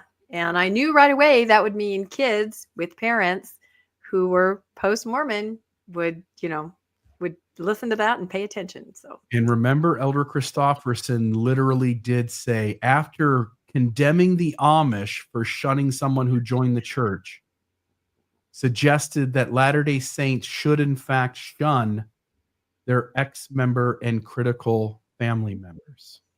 So I'll just note that. Discourage access to non-cult sources of information. Google's not the answer. Divide. And don't watch American Primeval, right? No. Right there. That ties right into it. Divide information into insiders versus outsider doctrine. Ooh, you do get a planet, you don't get a planet. Use information gained in confession sessions against you. There's some Scientology does that to quite an extent. Mormonism is much less, but there are ways in which that bishop interviews and other kinds of interviews in the church can sort of generate a little bit of that. Generate and use propaganda extensively. Gaslight to make you doubt your own memory. That's actually what Liahona means in Reformed Egyptian, is propaganda. Yeah. Require you to report thoughts, feelings, activities to superiors. Encourage you to spy and report on others' misconduct. So there was maybe, I don't know, let's say 20 things there. It felt like about 5 or 6 of those spoke directly to the message of stay in the boat. And so I simply note, closing off this section, messaging does something when you are a believer, but for anyone out there who believes, I simply suggest that you step outside of your lens for just a moment, ask the question, what if it's not true? And then begin the long process of reading about how much doesn't add up. And what I'll tell you, having left the church in belief in about 2014, 2015, and having left in activity in 2018, was that life has never been better since I stepped outside the boat, walked to land, and started to make decisions based on what I was feeling inside my own internal gut. And so don't be manipulated. You don't have to be manipulated. They keep claiming they have the bigger, better truth and message, but does that actually bear out in their inconsistency and contradictions? So there's that. And then I guess this is one of you guys. This is me. Just one little funny thing at the very end. Unless RFM, do you have any comments on stay in the boat? I just know there's an awful lot of boat metaphors all the time. This looks like a great scene for a vampire hunter movie. It kind of does. And for some reason, I can't switch. I can't move the slides now. So I can maybe have you do it for me, Bill. Again, my co-host Landon made a really interesting observation about stay in the boat. He said, if things are going well on the boat, like you're on a cruise, the captain is never going to have to come on the intercom and say, oh, come on, guys, stay. You want to stay. Things are going well on the boat, right? So that kind of speaks to what's happening on the boat. So this sort of has to do with staying on the boat too. This is a little observation I made. I'm calling it a focus on the dead and not the living. This is an LDS church in Tennessee. They meet in a remodeled gas station. I found this on a faithful site. This is a gas station. This is the LDS Church. You can see the marquee where it says Church of Jesus Christ of Latter-day Saints. Visitors welcome. Here it is on the side of the gas station. Again, I have no idea why they kept the pump area. That seems unusual. Without that, it probably would just look like a building. Here it is from another view. You can kind of see it on the inside. My point here, and I guess here, Bill, can you add this? Now you see behind the scenes. I'm always asking. Look at my big red letters. I'm just yelling at him. Add my damn TikTok, Bill. Right? No, he's awesome. Okay. I'm going to show you this because somebody commented this. Here's a person that thought they could stop and get gas.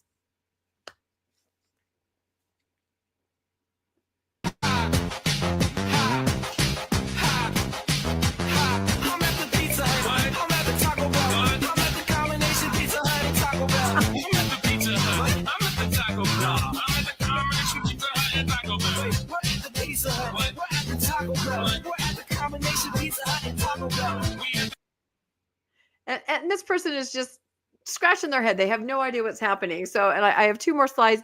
The reason I showed this, there was nothing wrong with, consolidating when you have a branch, you meet in a place like that. Absolutely. My argument here is that you have temples that are millions and millions of dollars, and the focus is on the dead, the very few that can attend the temple that have a current recommend or choose to go, and not on the user experience of somebody in a ward. If you go to my next slide, I have one more quick little thing to say. I remember when this first happened in my stake, we were supposed to have a stake center built, a new stake forming. There was land picked out. All of a sudden, no stake center. They said, nah, we decided not to. You guys can go down to the community center for your big meetings, and we'll just share some offices with another building. That was maybe like 10 years ago. And I think we've all seen this dialing back on budget, amenities, activities, creature comforts and care for the members. And everything seems to be funneled into these temples. Some people, I put this on social media. I think that's because the apostles are much closer to the dead than to the living. That could be it, that nonagenarian thing. But I thought it was so interesting. These are places where Mormons have met. People texted me and let me know, or messaged me and let me know these places. And again, there was nothing wrong with this. I just juxtapose it with the inordinate amount of money spent on the temples where nobody's really attending, instead of paying attention to the members and their needs and community, fostering community, care for each other. It seems like it's just dialing way back. So a remodeled morgue, that's interesting. This person shared a building with a strip club called the Babylon. They had to walk through Babylon to get to the meeting space. This was in another country, a school, a hotel, a place above a Victoria's Secret-like establishment in another country, on the top floor of a bar, an old bank, a single wide trailer. Again, these are all places where the LDS branches met, a grocery store, the YMCA, a community center, office building, an old Payless shoe store. I like that. A remodeled garage, a car dealership, and a space above a Chinese restaurant. And then my favorite, a bowling alley. Can you where, imagine how awful Fast Sunday must be if you're meeting above a Chinese restaurant? Yep. Also the grocery store. The person who messaged me about that said it was really hard to keep the kids from like going over to the produce and, getting into stuff. So, but in a bowling alley, you could have really fun slogans like Jesus will spare you, the Lord won't strike you down. There's all kinds of things that you could put on your marquee. So If you got the anyway, grocery store next door, though, the priests are never going to worry about getting the bread before time. that's exactly right. They can run over to aisle 15, bread, aisle 15. But I just have to show you this. This is the Thailand temple.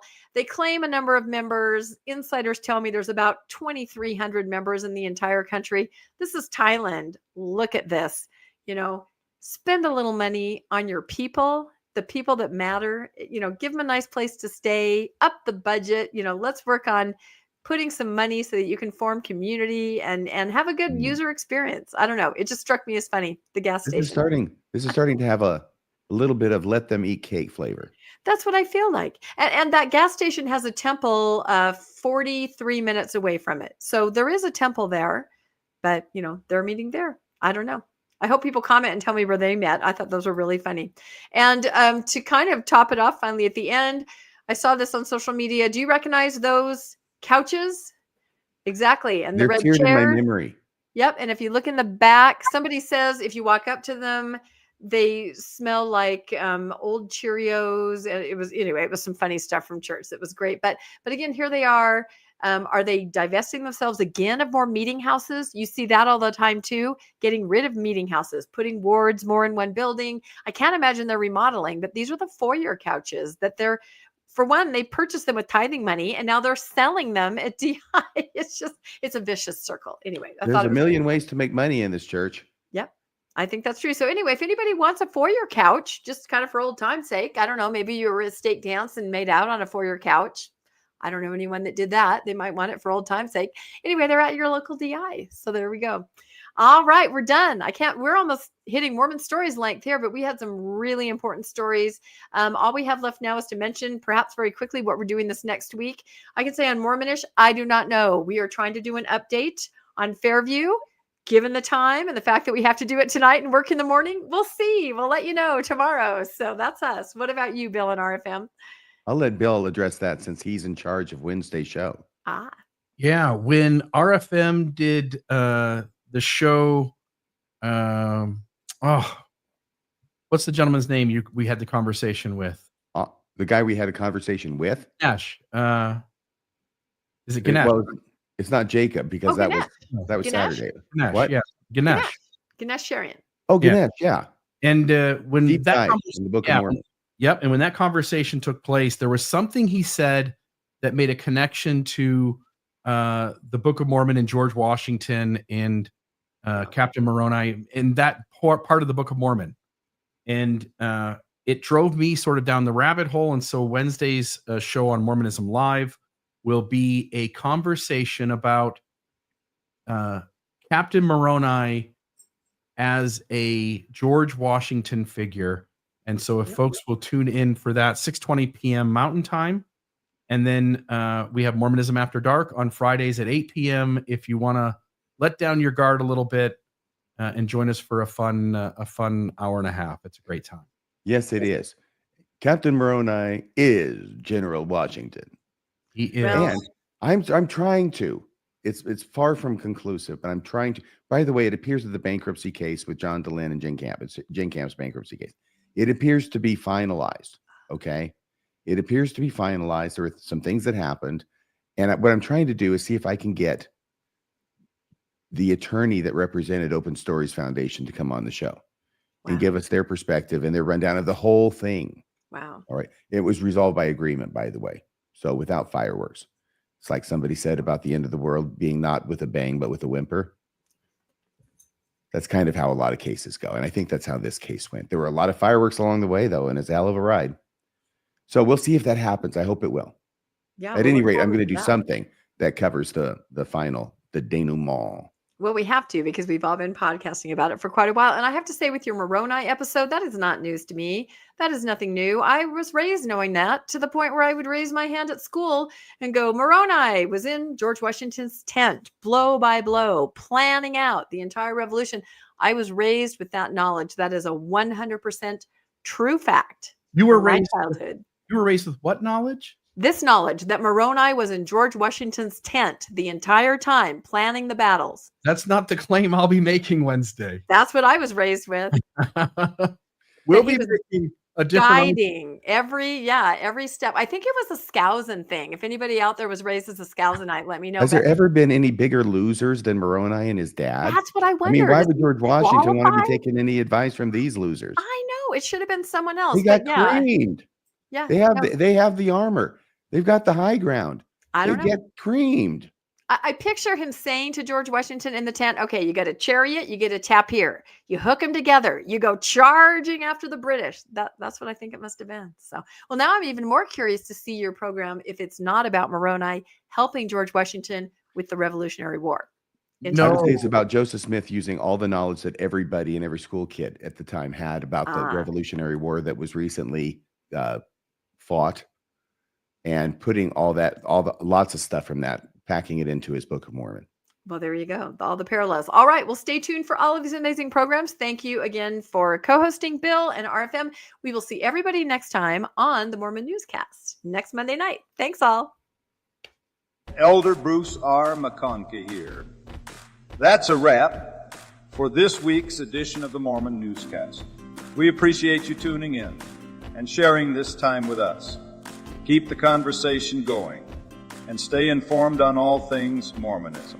Until next week, wishing you peace and joy. See you next Monday at 6 p.m. on the Mormon Newscast. In the name of the Lord Jesus Christ, amen.